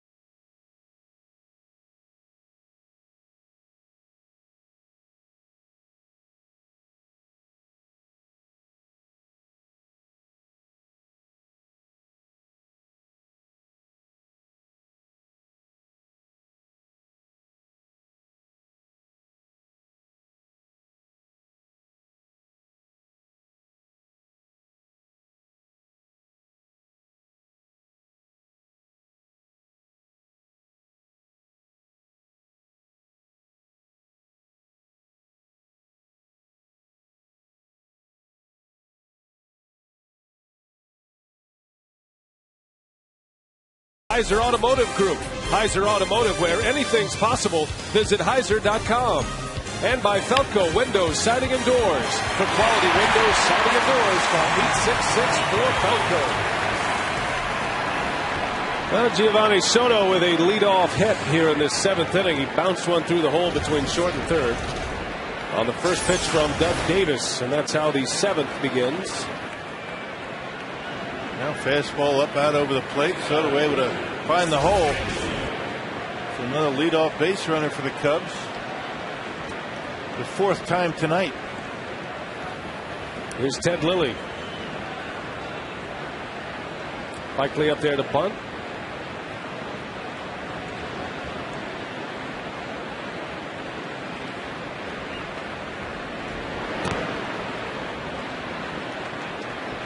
Bullpen activity for the Brewers right now. Matter of fact, both bullpens are active. Todd Coffey for the Crew. Lilly is batting here, which would tell you he's coming back out for the bottom of the 7th. After a quick 3-up, 3-down inning, going right through Braun, Fielder, and McGee. Either that or just going up there just to bunt. Might as well not burn a position player to bunt, right? Well, plus all the position players except for Coy Hill, the other catcher, all left-handed batters. If you're going to have somebody bunt, make it the pitcher. That's what his job is. We will probably see Zambrano tonight. Lou Piniella said yesterday that this was the day that Zambrano would make his first appearance out of the bullpen. He did throw yesterday. He was on the bullpen mound, but Piniella went with Marmol instead. It's going to be interesting to see what Piniella does with Marmol. Last night in a 6-1 lead, he called on Marmol with 2 outs in the 8th. So Marmol came on, he got the strikeout to end the inning, and then the Cubs scored 2 runs in the 9th to make it 8-1. And a bit of a surprise that Marmol came right back out for the 9th. Yeah, throw over 20 pitches did Marmol. That's how much concern Lou Piniella has for the rest of his bullpen. Everybody other than Carlos Marmol. That's why he sees Zambrano stretching out. 2-2. Lilly bunts it foul. That'll be a strikeout. So Ted Lilly unable to advance Soto. And that's going to be the 6th strikeout for Doug Davis. Hey, Brewer fans, elect your favorite Brewers for the 2010 All-Star team. Vote early, vote often, and vote Brewers now through July 1st at Brewers.com. Well, that might be the end of the line here for Davis. Here comes Ken Maka with Coffey ready. And a sinker ball pitcher and a chance at a double play. Davis is done. Nice job tonight. Davis tips his hat to the home plate umpire. The Felco call to the bullpen, as Davis will lead, surrendering 2 runs in 6 1/3 innings. Here comes Coffey. We'll take a break, come back, and set up the big right-hander when we continue.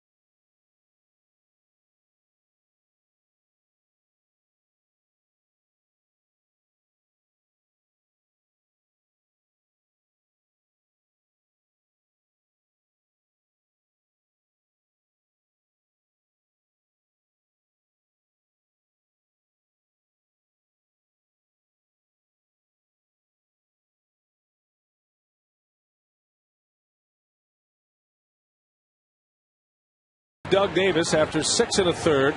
Not a bad night for Doug Davis. He has kept his club in the game. Unfortunately, the Brewer bats have been stifled by Ted Lilly. Yeah, only one run in the series. That came in last night's ball game. But you're right, Doug Davis pitched very well, made some tough pitches when he had to. He's going to turn it off to Todd Coffey with 1 out in the 7th inning. 9th appearance for Coffey. Gave up a 2-run home run last night to Tyler Colvin. That was in the 9th inning. Coffey is a ground ball specialist with that power sinker, and that's exactly what Ken Maka is looking for here to get him out of the inning. Top of the order coming up. Coffey will face Ryan Theriot. Giovanni Soto is the base runner at first.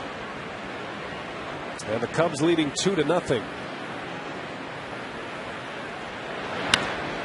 In the center, Gomez just about in his tracks makes a catch. 2 outs.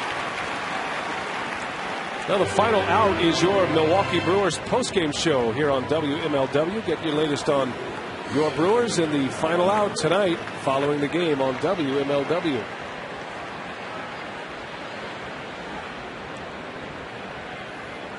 Two gone and Marlon Byrd at the plate. He's had a good night. On base all 3 times. Had a 2-out single and an RBI in the 3rd inning. And then he doubled and scored in the 6th. He's now driven in 14 runs to lead the Cubs.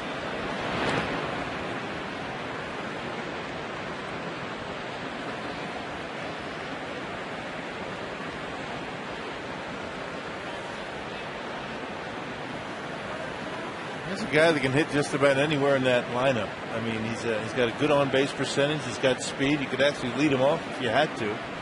2-hitter, 5, 6, 7, you name it. Good guy to have in your roster. Another good block by Kataris. Against right-handers, it's Fukudome in the number 2 spot. Lefties, it's Marlon Byrd. But yeah, I think if you wanted to be consistent at the top of the order, 1 through 5, I think Marlon Byrd would be the guy, you would think. Ken Maka's struggling with that, his number 2 hitter. So the Brewers not the only team. Yeah, we've seen Jim Edmonds in that 2 spot, Carlos Gomez. 4 different guys. But I don't think the Cubs feel as though they're struggling with it. They feel as though it's a pretty good problem to have. Flexibility with Byrd. Both of their 2 hitters are doing a pretty good job. Now Fukudome's off to a great start this year. Byrd typically hits down in the order. Against right-handers, he'll usually hit 5th behind Derek Lee and Aramis Ramirez. Another base hit. This guy is a hitting machine. Marlon Byrd, his 3rd hit of the game. And it's 1st and 2nd now, and that's going to get Derek Lee in at bat against Todd Coffey. Now the first week and a half of the season, Marlon Byrd, when the Brewers got into Wrigley Field, was hitting about $120. Obviously has gotten off to a pretty good run right here. His 3rd hit of the ball game. And his 5th hit of the series. So another big spot. Coffey trying to keep it at a 2-run deficit, and it'll have to do with Derek Lee, who was 0 for 2. He grounded into a double play in the 1st and struck out in the 6th. He reached with a walk back in the 3rd inning.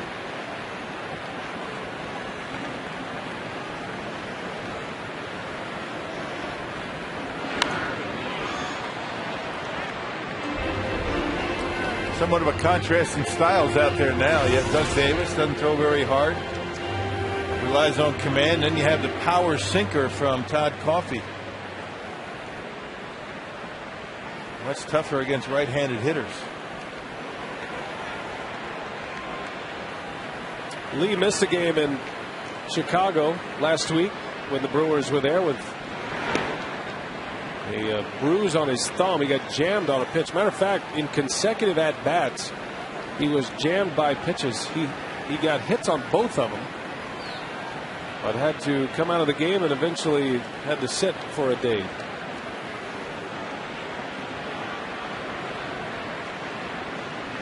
First and second, 2 outs. 2 balls and a strike.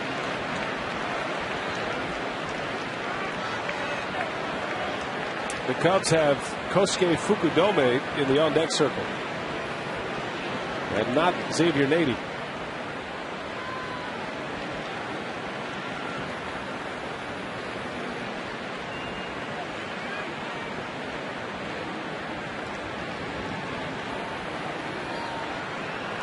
Big pitch coming up.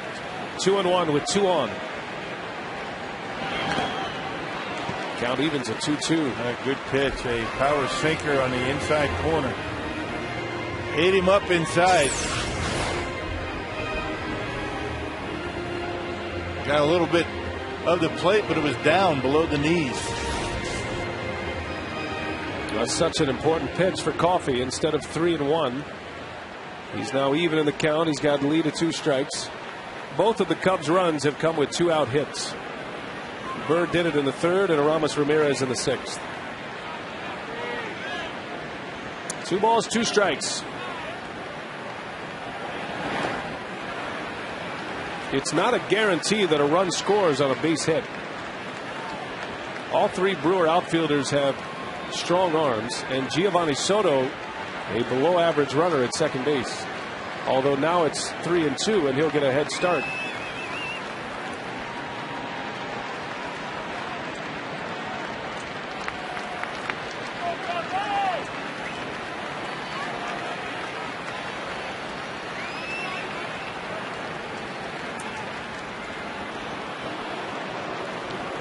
Catchers hate that. Todd Coffey doing the reverse move to second. He had snuck on the inside corner, and don't think Derek Lee didn't see that out of the corner of his eye. Let's see if they change it up and go back away or stay inside. Yep, staying inside.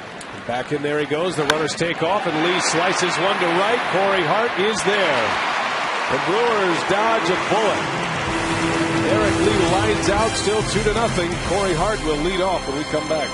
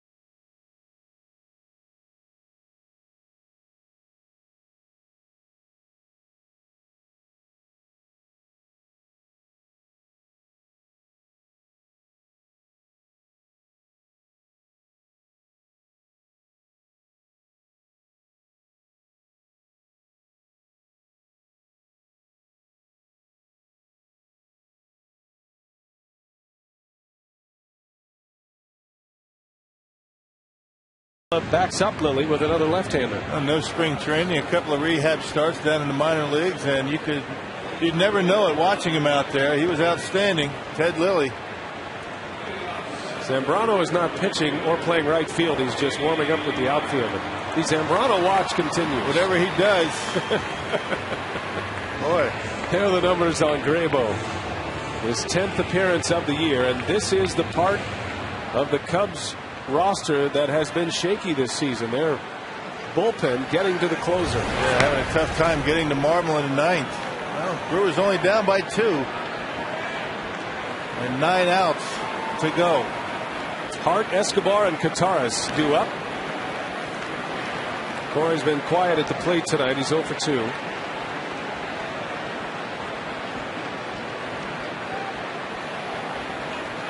Well, against Ted Lilly, the Brewers. There's a base hit to left center for Hart.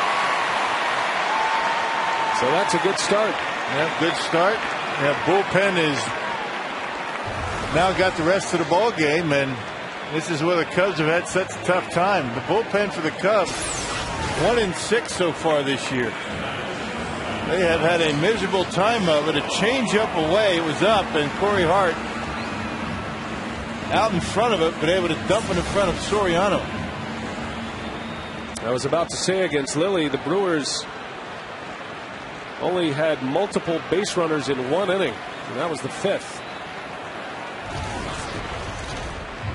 As Lilly goes 6, 3 hits, he strikes out 4, Lilly walks 2.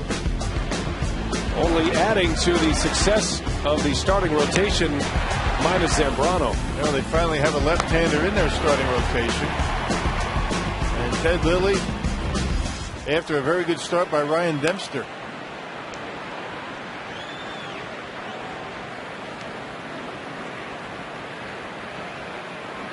Fukudome in the game in right field and likely to lead off next inning.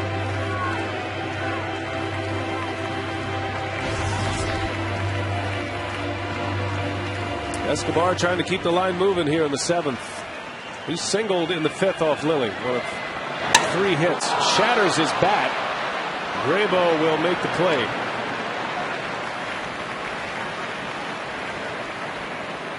Hart advances to second. And 1 man out.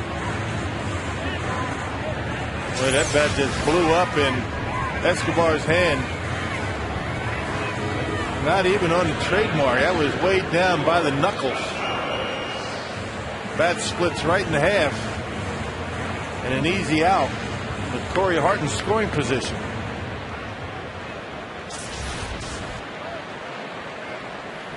Hart is a good base runner.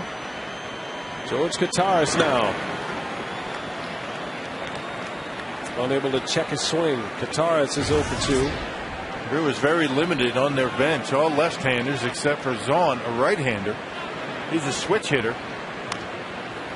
The reason why he's not starting is because he's 0 for 16 as a right-handed batter. So the option's very limited for Ken Maka with the left-hander out there, and that's exactly why he's out there.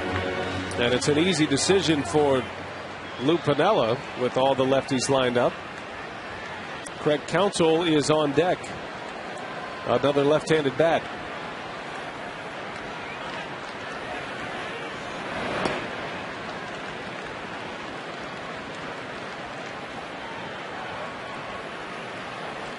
Kataris hit his first Brewers home run in Pittsburgh. He hit a monster shot to deep center field, about a 425-foot home run. He's got plenty of power. He could tie it with 1 swing. 2 balls, 2 strikes. Counsell will be next. He'll hit for the pitcher.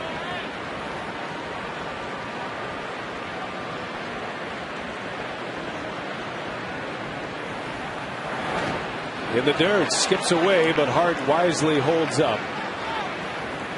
And the count is full on Kataris. That was a good play by Soto. Yeah, he slid over there nicely. And the key to that play for Soto, he didn't jump up and then slide over. He stayed down and slid over. That's why he was able to keep it in front of him. Got to have very quick feet to do this. Able to get it with a bicep.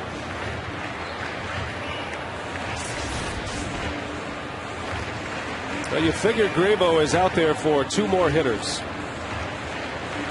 Kataris and Counsell. And if the Brewers are still batting in the 7th inning, Piniella is likely to go to Zambrano, who is loosening quickly with purpose in the bullpen.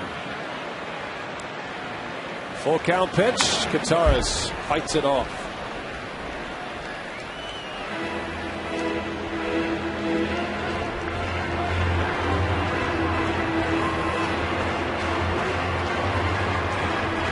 If Zambrano is right, that is going to be a tough combination at the back of their bullpen. The reason he's out there, though, is because he has not pitched well. Yeah, he's got a 7 earned run average. I mean, it's not like the guy has been knocking the world off.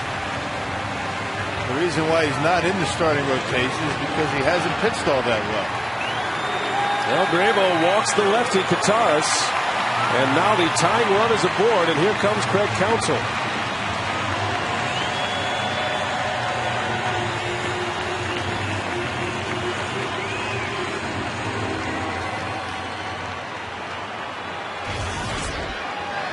Counsell drove in the only run yesterday on a double.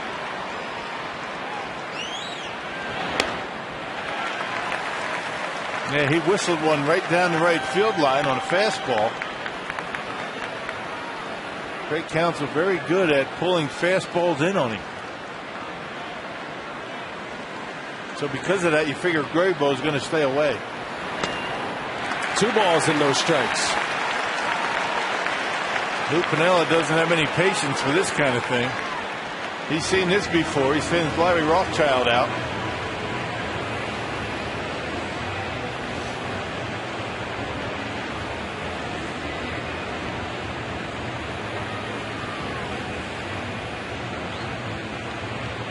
A one-sided conversation.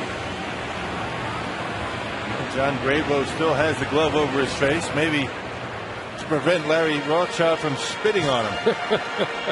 He had a definite message for John Grabo right there. Accidental spray, perhaps. Keep in mind that bullpen ERA includes Carlos Marmol, who's been outstanding. It's been the setup guys and the long relievers, the middle relievers that have been the issue as Grabo deals Counsell strike 1. Counsell has good numbers against Grabo in his career. 4 for 8 with a couple of strikeouts as he fouls one back. 2-2 to Counsell. Hart and Kataris are on. A single and a walk. Top of the order is next. Check out Soriano. Shallow and right on the line. There's all kinds of room in left center. The 2-2. Counsell pulls one foul. Just missed the bag.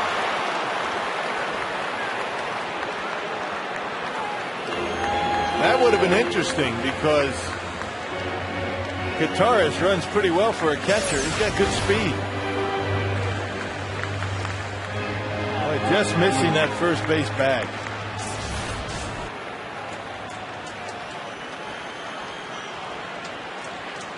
We've seen Kataris score from first on a double already this year. Here's the 2-2. Counsell pops it up. Ramirez gives it a look. And that's going to be out of play. E-Fan.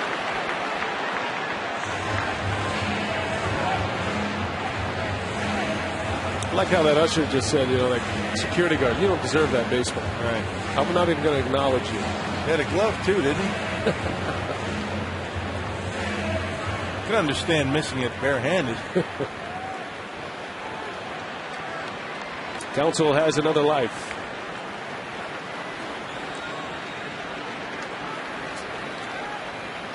Here's a 2-2. Counsell stays alive.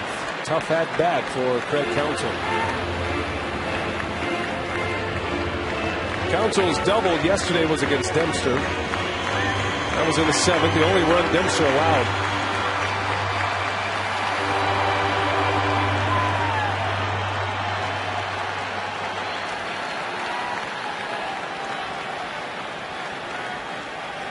Pitch number 8 coming.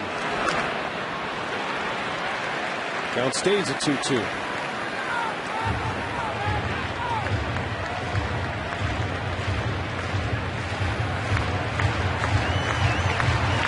Piniella paces in the Cub dugout.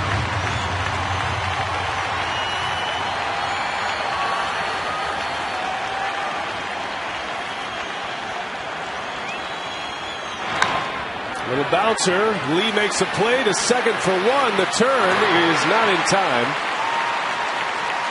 First and third for the Brewers. Lee gets the out at second. And now 2 outs.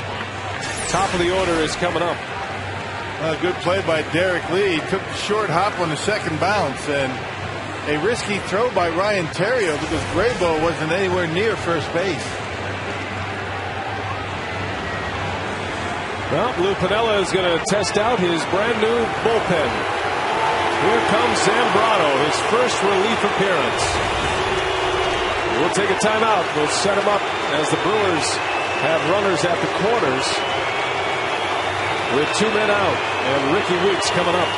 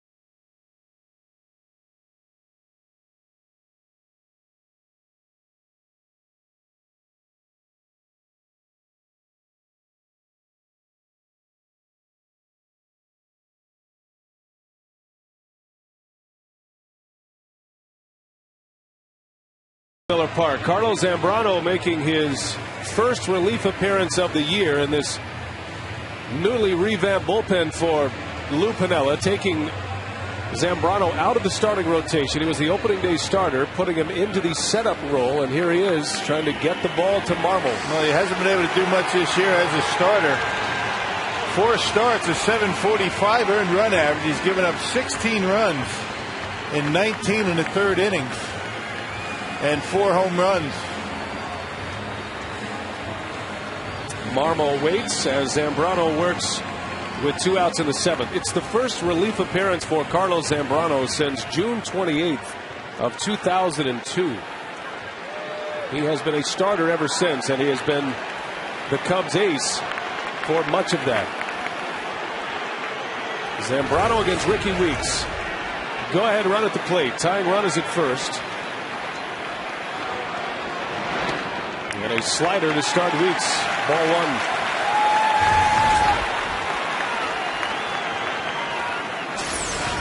Well, good patience by Ricky. Not much of a break on it, but a very late break. Zambrano coming off a loss against the Mets in his last start. And a little half swing roller. Zambrano is going to get out of the inning. So Zambrano strands a pair. Weeks retired. It's still 2-0 Cubs.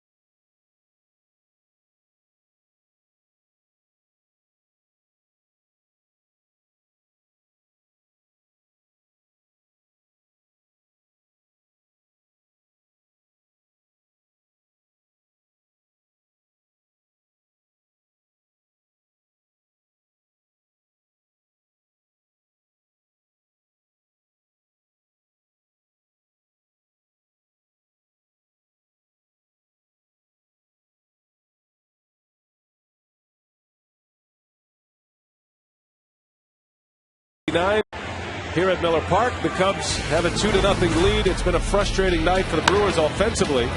Some good defense, however. Our everyday game reset. Double play in the first inning. Doug Davis pitched well tonight. Ted Lilly was better, however. Ted Lilly with 6 shutout innings in his first start of the year, giving up just 3 hits, and he struck out 4. The 2 Cubs runs have come on 2-out RBIs. Marlon Byrd and Aramis Ramirez. Birds came in the 3rd, Ramirez in the 6th. And that gets you caught up. 2-0, a good ball game today. Carlos Zambrano just came on to get the final out of the 7th. The Brewers stranding 2 aboard. So here we go to the 8th. It's Chris Narveson for Milwaukee. Kosuke Fukudome just into the game on the first pitch, and 1 out. Well, Chris Narveson was pitching quite a bit in the first 10 days of the season. Hasn't been out there as much lately. Has struggled a little bit. The ERA over 5 now after a very good start to the season.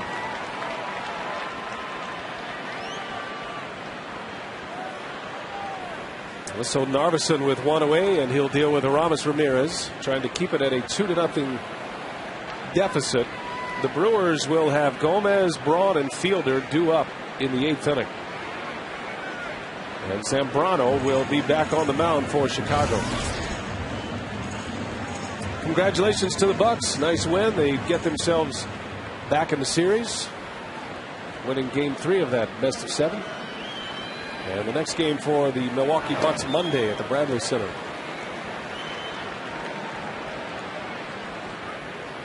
John Salmons with 22 points tonight for Milwaukee. Yeah, good game. He won by what, 19? Home field advantage. That's huge in the NBA. That's a great time for sports here in Milwaukee. At the Bucks and the Brewers this weekend.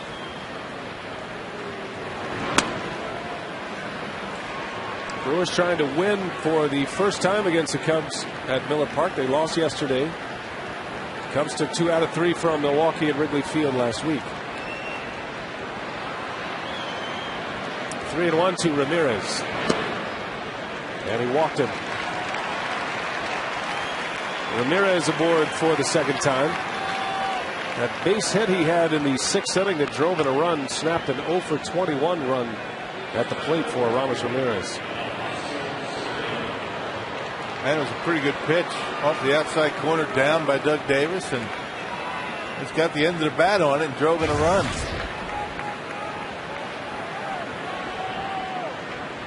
Here's Soriano now. 0 for 3. Reached on an error his last time up. Despite the error, there has been some excellent defense played in this game.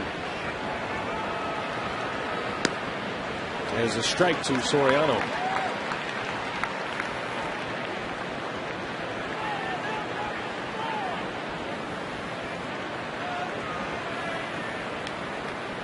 Ricky Weeks has been a big part of the stellar defense tonight. Yeah, he had a couple of very difficult plays early on, first, second inning. A couple of tough double plays. He made a nice running catch in the short right field. And Soriano way out in front of a curveball.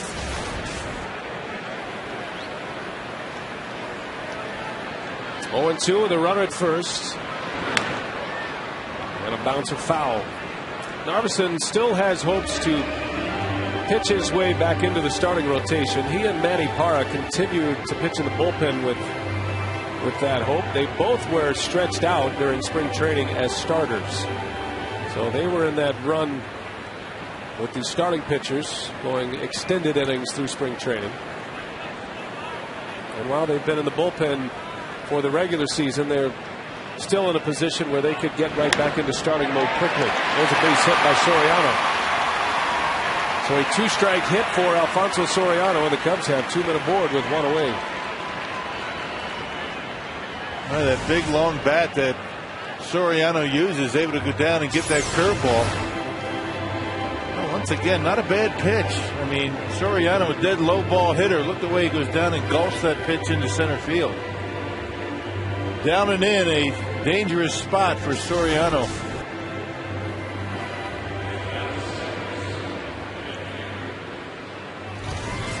Cubs came to town having lost 3 out of 4 to the Mets. At one point on their last road trip, they dropped 4 straight. But a win yesterday behind Ryan Dempster, and more stellar starting pitching by Ted Lilly tonight. It was lopsided last night, 8-1. The Cubs beat the Brewers. It's a tight one tonight.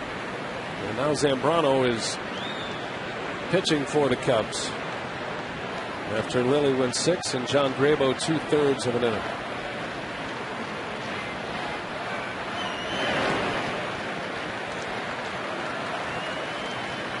Jeff Baker has a hit. He's 1 for 3. Doubled and scored in the 3rd. Came to the Cubs from the Colorado Rockies last year.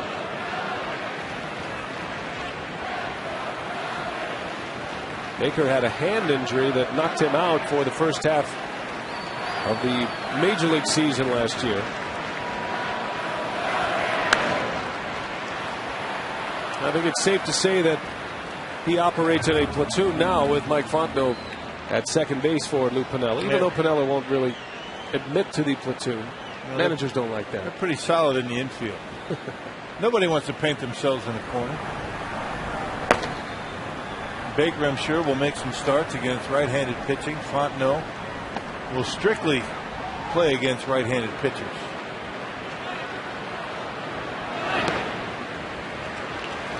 You got to leave yourself some wiggle room.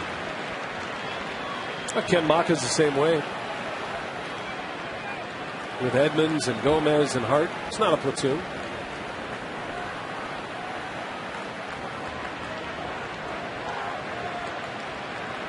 Hitters count for Baker. Narveson could use a ground ball to get him out of this inning. And he walked him. Bases are loaded for the Cubs. 2 walks and a base hit. Claudio Vargas getting loose out in that bullpen. Not sure if he's ready yet. He just started to throw. Maybe he is. Well, Rick Peters is going to go out and have a chat with Chris Narveson to give Vargas a little bit more time. Well, Narveson allowing 2 walks and a hit. Bases are loaded. Here's the comparison tonight for the starters. Ted Lilly 6 shutout, 4 strikeouts. Doug Davis pitched well tonight. Encouraging to see Doug Davis go 6 1/3 and allow just 2 earned runs. Well, a couple of 2-out singles. One by Marlon Byrd, one by Aramis Ramirez, and the Cubs have a 2-0 lead. So Narveson is in a spot here against Giovanni Soto.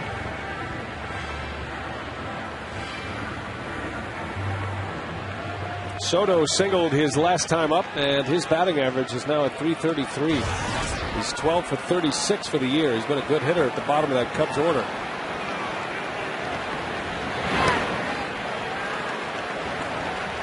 Soto is an ideal double play candidate. He doesn't run well, but he hits well, and he is in a run producing spot in the 8th.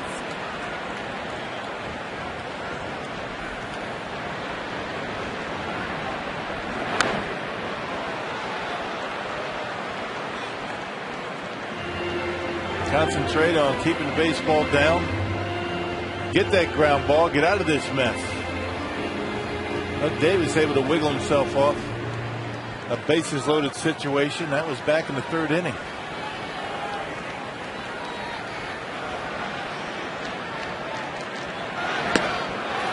Pulled the string and a swing and a miss from Soto. It's 1-2. Yeah, good changeup. 81 miles an hour after a 90-mile-per-hour fastball.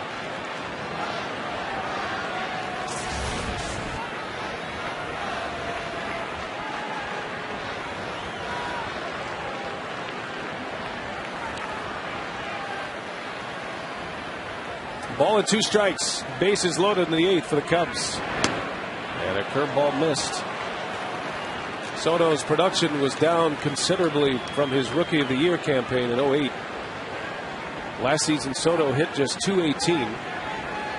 11 homers, 47 RBIs.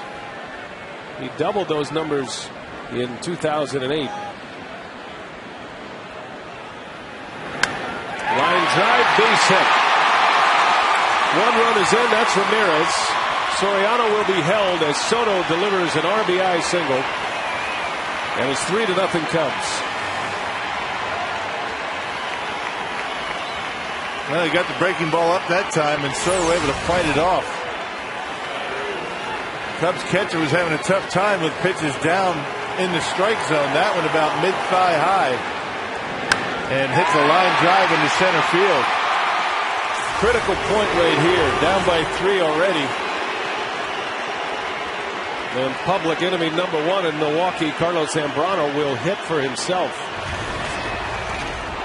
And he's a good hitter. Cubs are in a similar situation as the Brewers when you consider who's on the bench. Nothing but left-handers other than Coy Hill, a switch hitter. And Zambrano, not a bad hitting pitcher himself.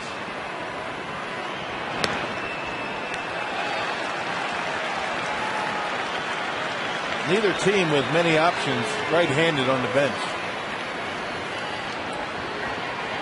But I don't think it would have mattered here. That's how little confidence Lou Piniella has in his bullpen. And Piniella has oftentimes used Zambrano as a pinch hitter. I think Piniella thought that was a ball. Not as happy as he was early. Pretty loosey-goosey in the first few innings. Strike 2.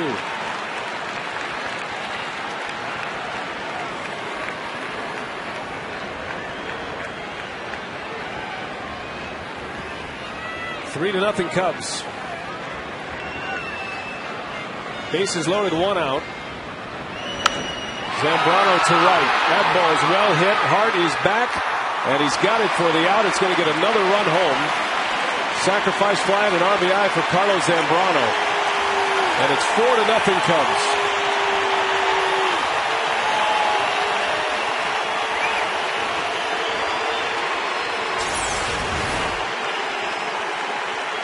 Man, look at the fastball right down the middle, and Zambrano able to get on top of it and hit it deep enough into right field to score the run.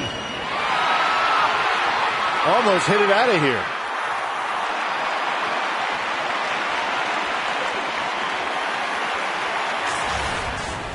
Cubs have tacked 2 on, and now it's 4-0. Zambrano with an RBI on a sac fly. 2 outs now for Terrio. Pops it up, foul territory, and that's going to end up in the seats. Well, the Brewers needed a shutout inning in this 8th. Cannot get one. And Arvidsson has been having a tough time lately coming out of the bullpen. After such a good start. His first 5 appearances were very good. Much different story lately.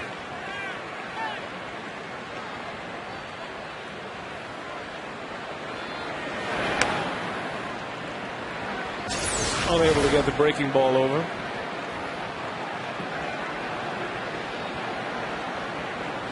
Swung out of his shoes, literally.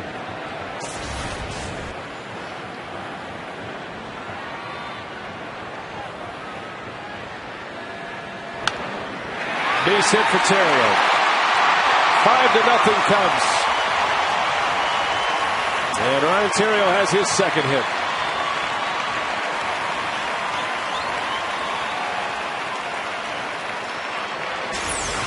All this happening because pitches are up in the strike zone. You can see the location. The location of the pitch to Soto. He drove in a run. Zambrano's pitch up in the zone with a sacrifice fly, and that one up around the belt to Ryan Terrio. Get those pitches down in the strike zone and the ground balls. RBI for Terrio is 7th of the year. 5-0 on 10 hits for Chicago. 3-run inning here in the 8th. And now the Cubs' hottest hitter, Marlon Byrd, at the plate.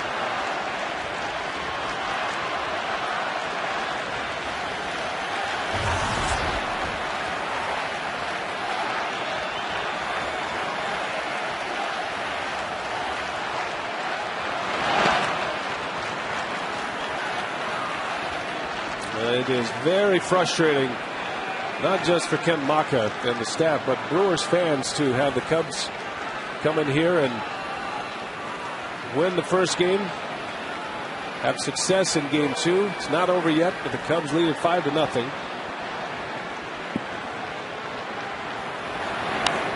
Brewers have managed just 1 run in 16 innings against Chicago pitching at this point.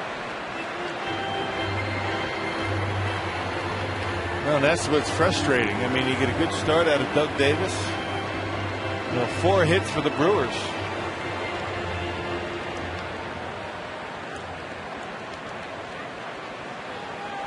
Four hits today, 8 hits yesterday. Narveson strikes out Bird. The inning is over, but the Cubs do severe damage. 3-run score on 3 hits. And it's 5-0.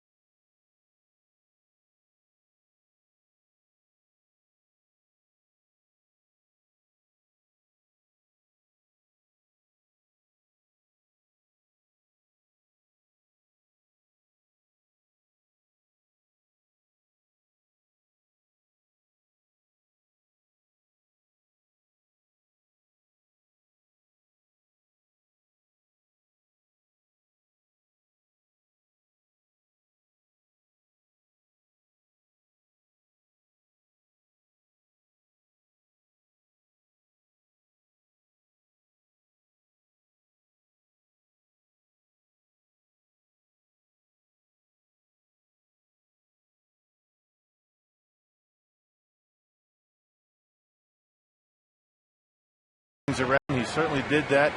Pitched into the 7th inning. Really, did a nice job keeping his pitch count down, but unfortunately the offense has been non-existent since the Brewers left Pittsburgh.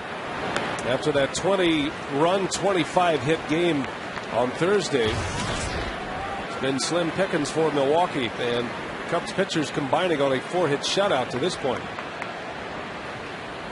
Gomez leads off. Braun to follow, then Fielder. And Tyler Colvin will take over for Alfonso Soriano in left. A defensive replacement for Soriano.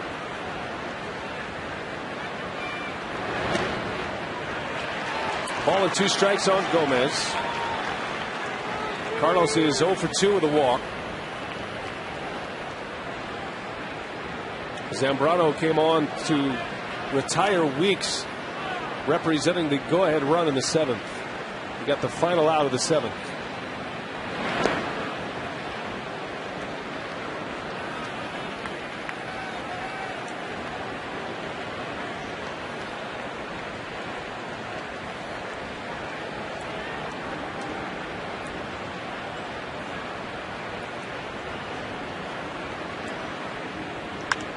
Change up and a base hit for Gomez. Stayed right with it. Carlos Gomez with a single. And a good start to the 8th for the Brewers. Now change up, split-fingered fastball, whatever it is from Zambrano. Gomez doing a nice job staying back and banging it right back through the middle. Well, you're not going to get it all back at once. It's one at bat at a time. Stay within yourself, get some men on base, see what happens.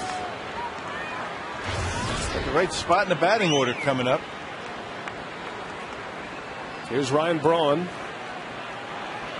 against Zambrano back on the 15th of April. That was a Zambrano start. The Brewers scored 4 runs in 5 innings. Bouncer to third. Big hop. Ramirez to second for 1. Not in time to get Braun. Gomez takes out Jeff Baker at second base. And he got down there quickly. Not hit hard enough to double up Brawny. And Gomez runs as well as anybody. Right on top of Baker as that ball is delivered to him at second base. Look out. That's how you break up a double play. So it allows Fielder to bat with a base runner.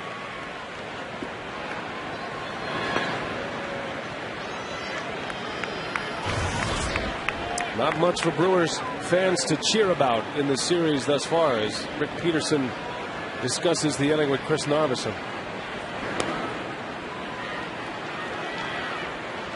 Narveson giving up 3 runs on 3 hits in the 8th. 2 walks as well. It's all about location. Probably a mechanical issue for Narveson right now. A lot of pitches upstairs. A lot of pitches up in the strike zone for Chris in the top of the 8th. How about those career numbers against Zambrano? 361. A couple of home runs. Fielder had an RBI single against Zambrano last time they met. Well, Prince Fielder has had good numbers against just about every one of the Cub pitchers. His numbers against the Cubs tremendous, especially at Wrigley Field.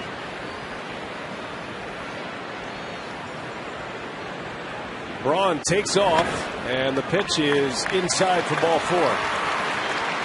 So a walk, and the Brewers have 2 on now for Casey McGee.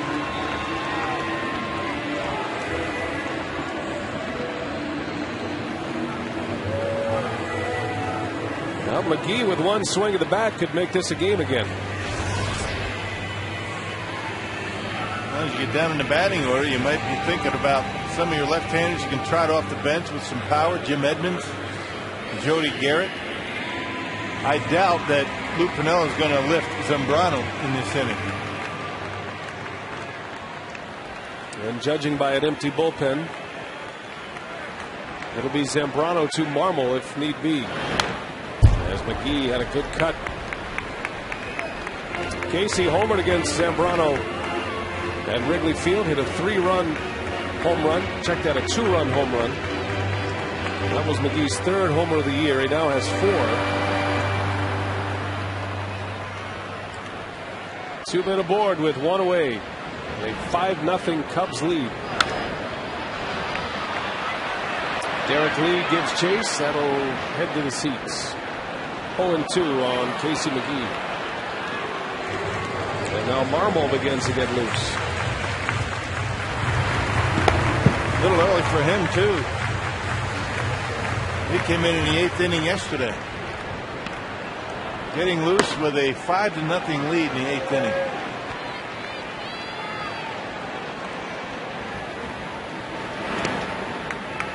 Well, at this rate, both their arms are going to fall off by August.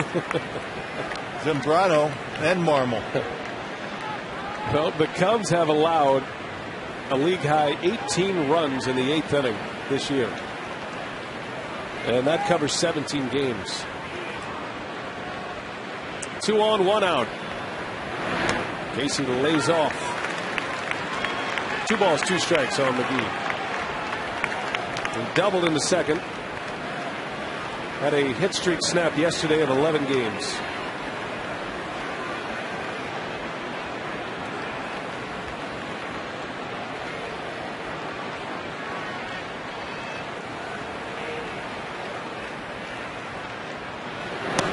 Almost hit him. 3-2. Yeah, this is where Casey ordinarily tries to shoot that ball into the right center field gap.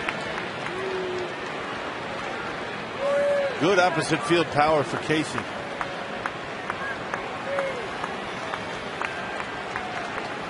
Full count, 1 away with 2 aboard. And McGee takes a called strike 3. He didn't like the call from John Hirschbeck. That was a good pitch.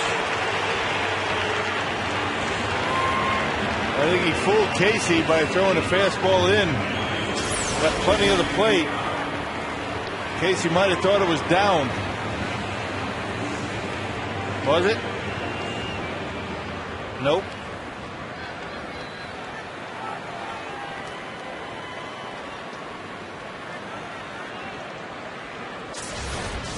Well, 2 outs now for Corey Hart. He singled his last time up, and Hart bangs one into left field, a base hit. Here comes Braun. He'll score. And the Brewers are finally on the board here in the 8th. As Corey Hart with his second hit drives in a run. And it's 5-1 Chicago. Well, now 19 runs in the 8th inning and counting. Corey picking on the first pitch. That's the second time he's done that. A fastball that was supposed to be inside. He left it out over the plate, and Corey able to bang it into left field.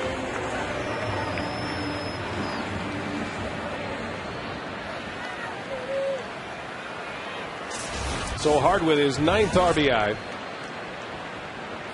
And here comes Escobar now. Brewers are down at the bottom of their order. Remember, Craig Counsell has been used already in this game. He pinch hit last inning. You got Jim Edmonds sitting on that bench, Jody Garrett, both with home run power and both left-handed hitters. And if you're worried about a shortstop, you've got Joe Inglet. You can throw him over there. It's one of the reasons Inglet made the club. He proved he could play shortstop in spring training. Well, Escobar ahead of the count, 2-1.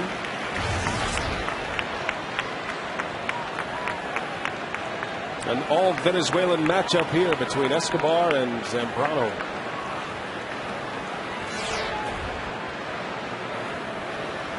The base hit would bring the tying run to the plate. 2-2.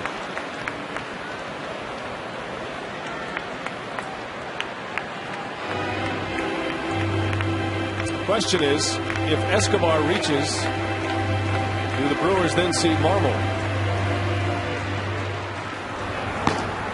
They did it yesterday in a similar situation. Sean Marshall is the left-hander.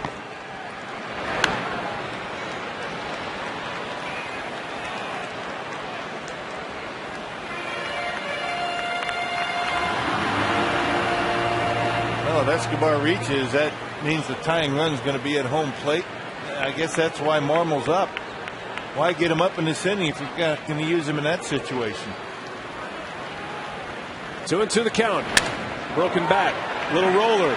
Baker coming in. And the side is retired. The Brewers get a run, but that's it. 5-1 Cubs. We're headed for the 9th at Miller Park.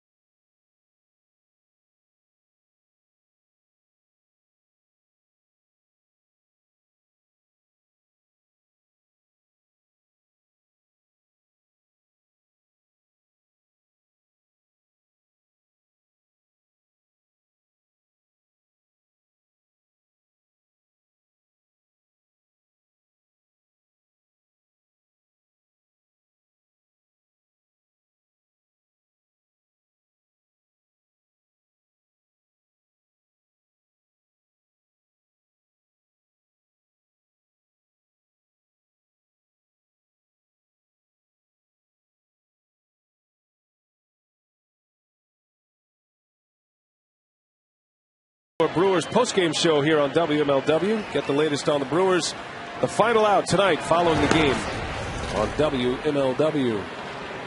Derek Lee will lead off for the Cubs. The Brewers get a run in the bottom of the 8th, but that's it. They strand a pair. RBI single from Corey Hart. And now Narveson back on the mound to try to keep the Cubs at 5. 3 big runs for the Chicago Cubs in the 8th. They brought 8 men to the plate. Narveson surrendered 3 runs on 3 hits, and he walked 2.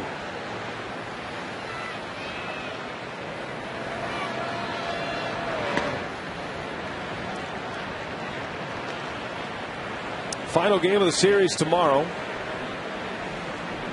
Dave Bush against Randy Wells tomorrow.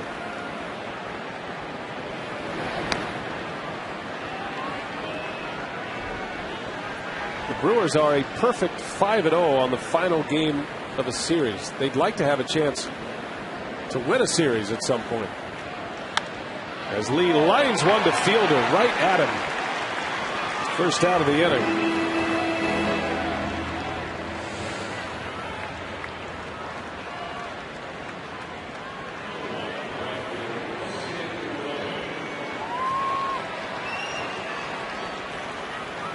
Here's Fukudome now.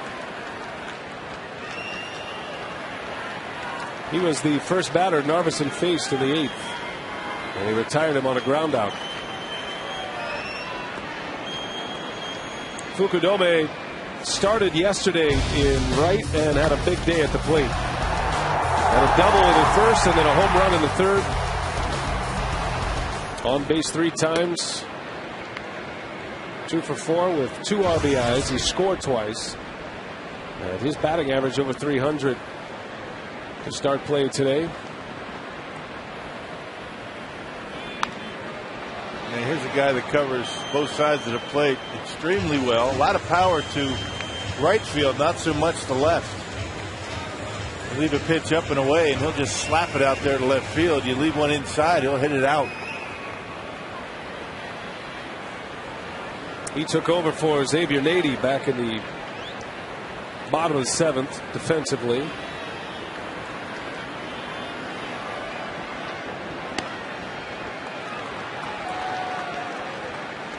Two and 2 on Fukudome.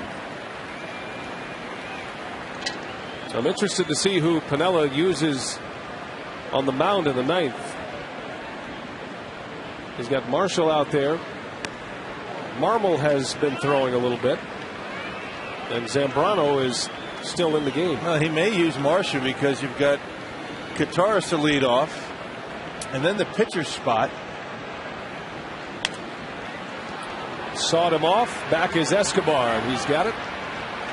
Out number 2. And really nothing but left-handers on the bench for Ken Maka. So Piniella might try to get through this ball game without having to use Marmol, but he just got up.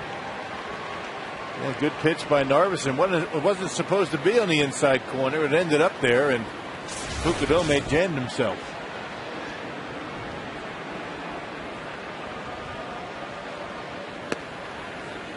Well, if you're looking ahead to the bottom of the 9th, if the Brewers get the necessary runners on to bring the tying run up, they are going to be right in the middle of their batting order, right where they want to be, with Braun and Fielder and McGee. But it's going to take some base runners to get there.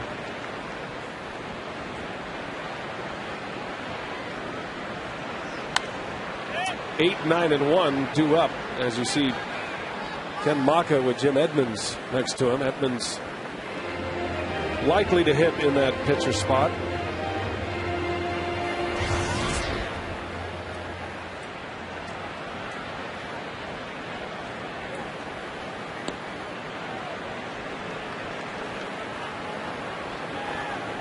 Ramirez had a 2-out RBI hit back in the 6th inning.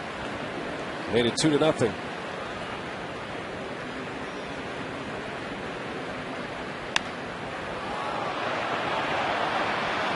That has been a story this year for Brewer pitching. They have allowed a ton of 2-out run producing hits. 4 of the 5 tonight came with 2 outs. I think across baseball you see that quite a bit because, you know, with 2 outs, you've had a lot of things going on. Narveson will make the play. 1-2-3 inning. Here we go to the bottom of the ninth. Last call for the Brewers. 5-1 Cubs.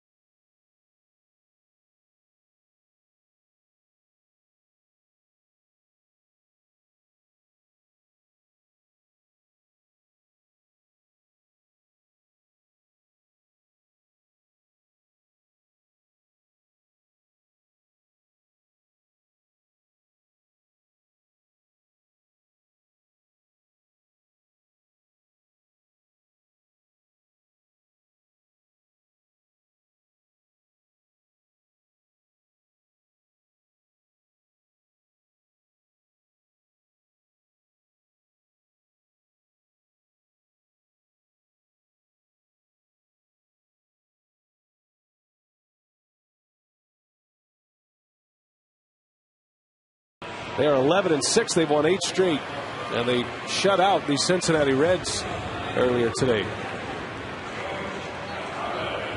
In the National League Central, the Brewers in danger of dropping under 500. The Cardinals are leading the division at 10-6, and there are the Cubs 7-10. Sean Marshall will pitch to start this 9th inning. George Kataris is at the plate. Marshall pitches while Marmol gets loose in the bullpen. Well, a couple of base runners, it then becomes a save situation, but with Kataris, a left-handed batter, nothing but left-handers on the bench for Ken Maka. And Lou Piniella trying to get his way through this game without having to use his closer, but his closer has already been loose. He got hot last inning.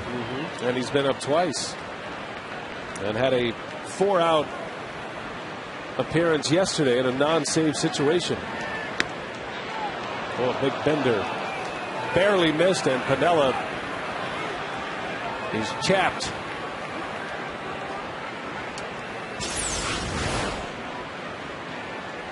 Pretty good pitch. Kataris is down on strikes. Marshall went right back to it and gets the call at strike 3. You think Lou's still mad? I think he likes this call. I'm a little bit higher, right down the middle. He's got a nice curveball. He throws a lot of them. Yeah, he is still mad. It takes Piniella a little while to simmer down. Wow. He doesn't want to be mad. He just is. Jody Garrett drops a bunt down. This is a beauty. That's going to go as a base hit for Jody Garrett. A pinch hit bunt single. That's smart baseball right there. Left versus left. Now Jody Garrett knows I just have to get on base somehow. And drops down a beautiful drag bunt. Gets it by the pitcher. And once Lee vacates the bag, it's a base hit. Now here comes Piniella. He wants Marmol. Save situation or not.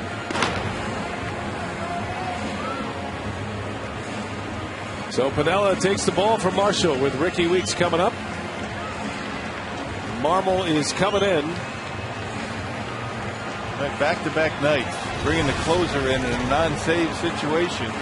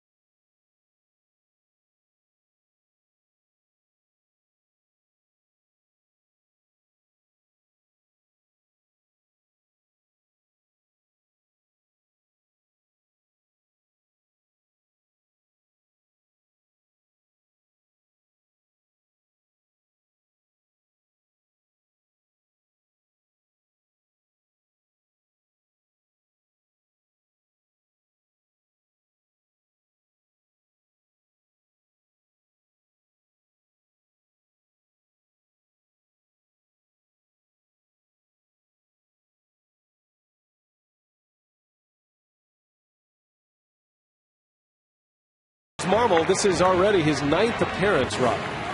Well, back-to-back nights in a non-save situation. You already talked about it. An 8-1 game yesterday. He pitched an inning in the 3rd.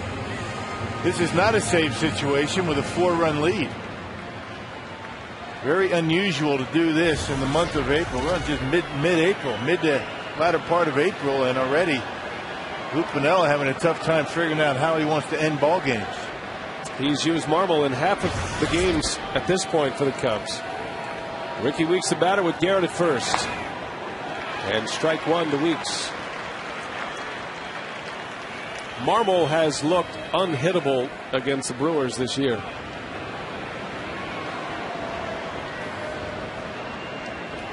This is his 4th appearance against Milwaukee.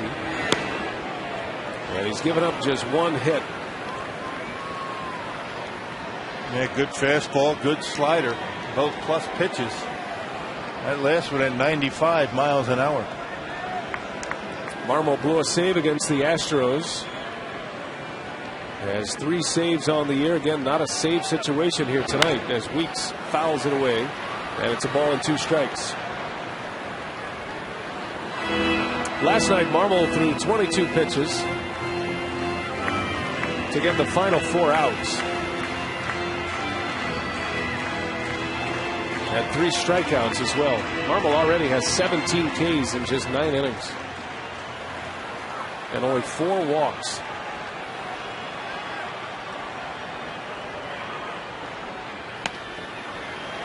Two and 2.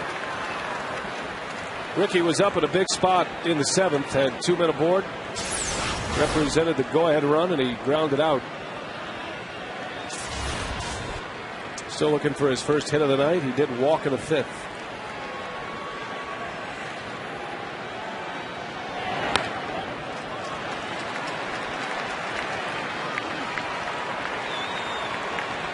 He just keeps pumping in one fastball after the next. I guess you can do that with a 4-run lead. His best pitch is his slider. Does he give it to Ricky right now?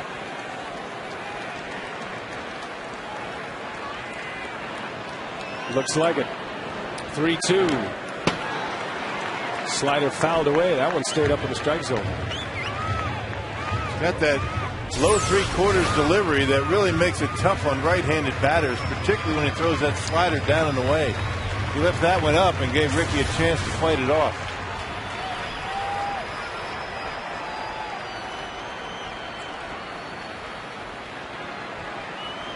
We'll do it again. 3-2. And that one's in there for a called strike 3.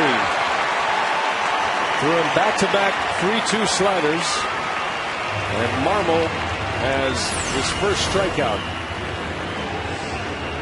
As we said, right down the middle of the plate, Ricky Weeks looking fastball. And threw it right down Main Street for strike 3.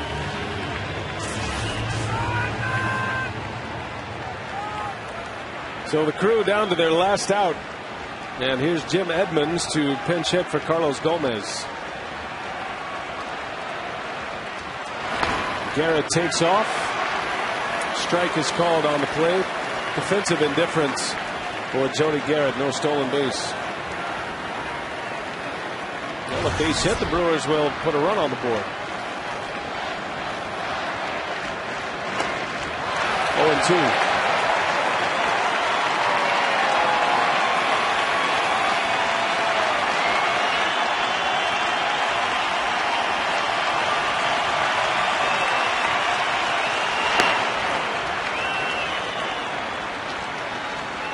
Tough duty to sit on the bench for 9 innings and then have to face Carlos Marmol.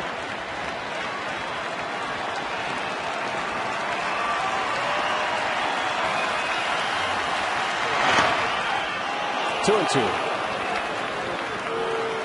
Yeah, that last slider was a knee buckler right there, but missed the inside corner. Lou want that one too. Edmonds trying to get Braun to the plate. 2-2 pitch. Edmonds fights it off.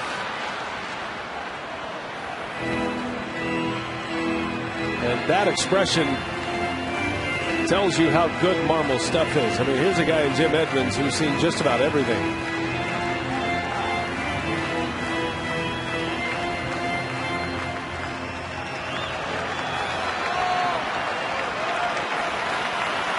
Former teammates back in 08.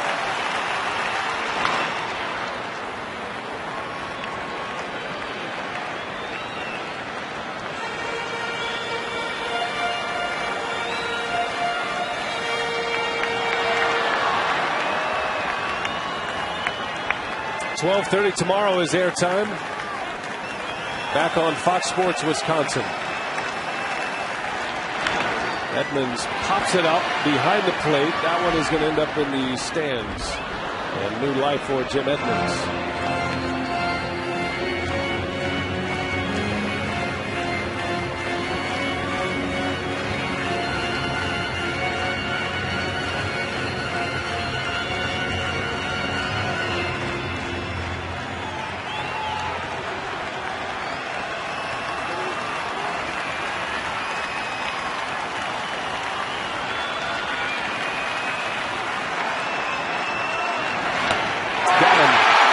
Strikes him out. Back-to-back strikeouts to end the game. The Cubs win the first two of this series. And a 5-1 victory here tonight. Well, that'll do it from Miller Park. 5-1 Chicago. And they'll do it again tomorrow. Brewers baseball returns tomorrow afternoon on Fox Sports Wisconsin. The Brewers wrap up the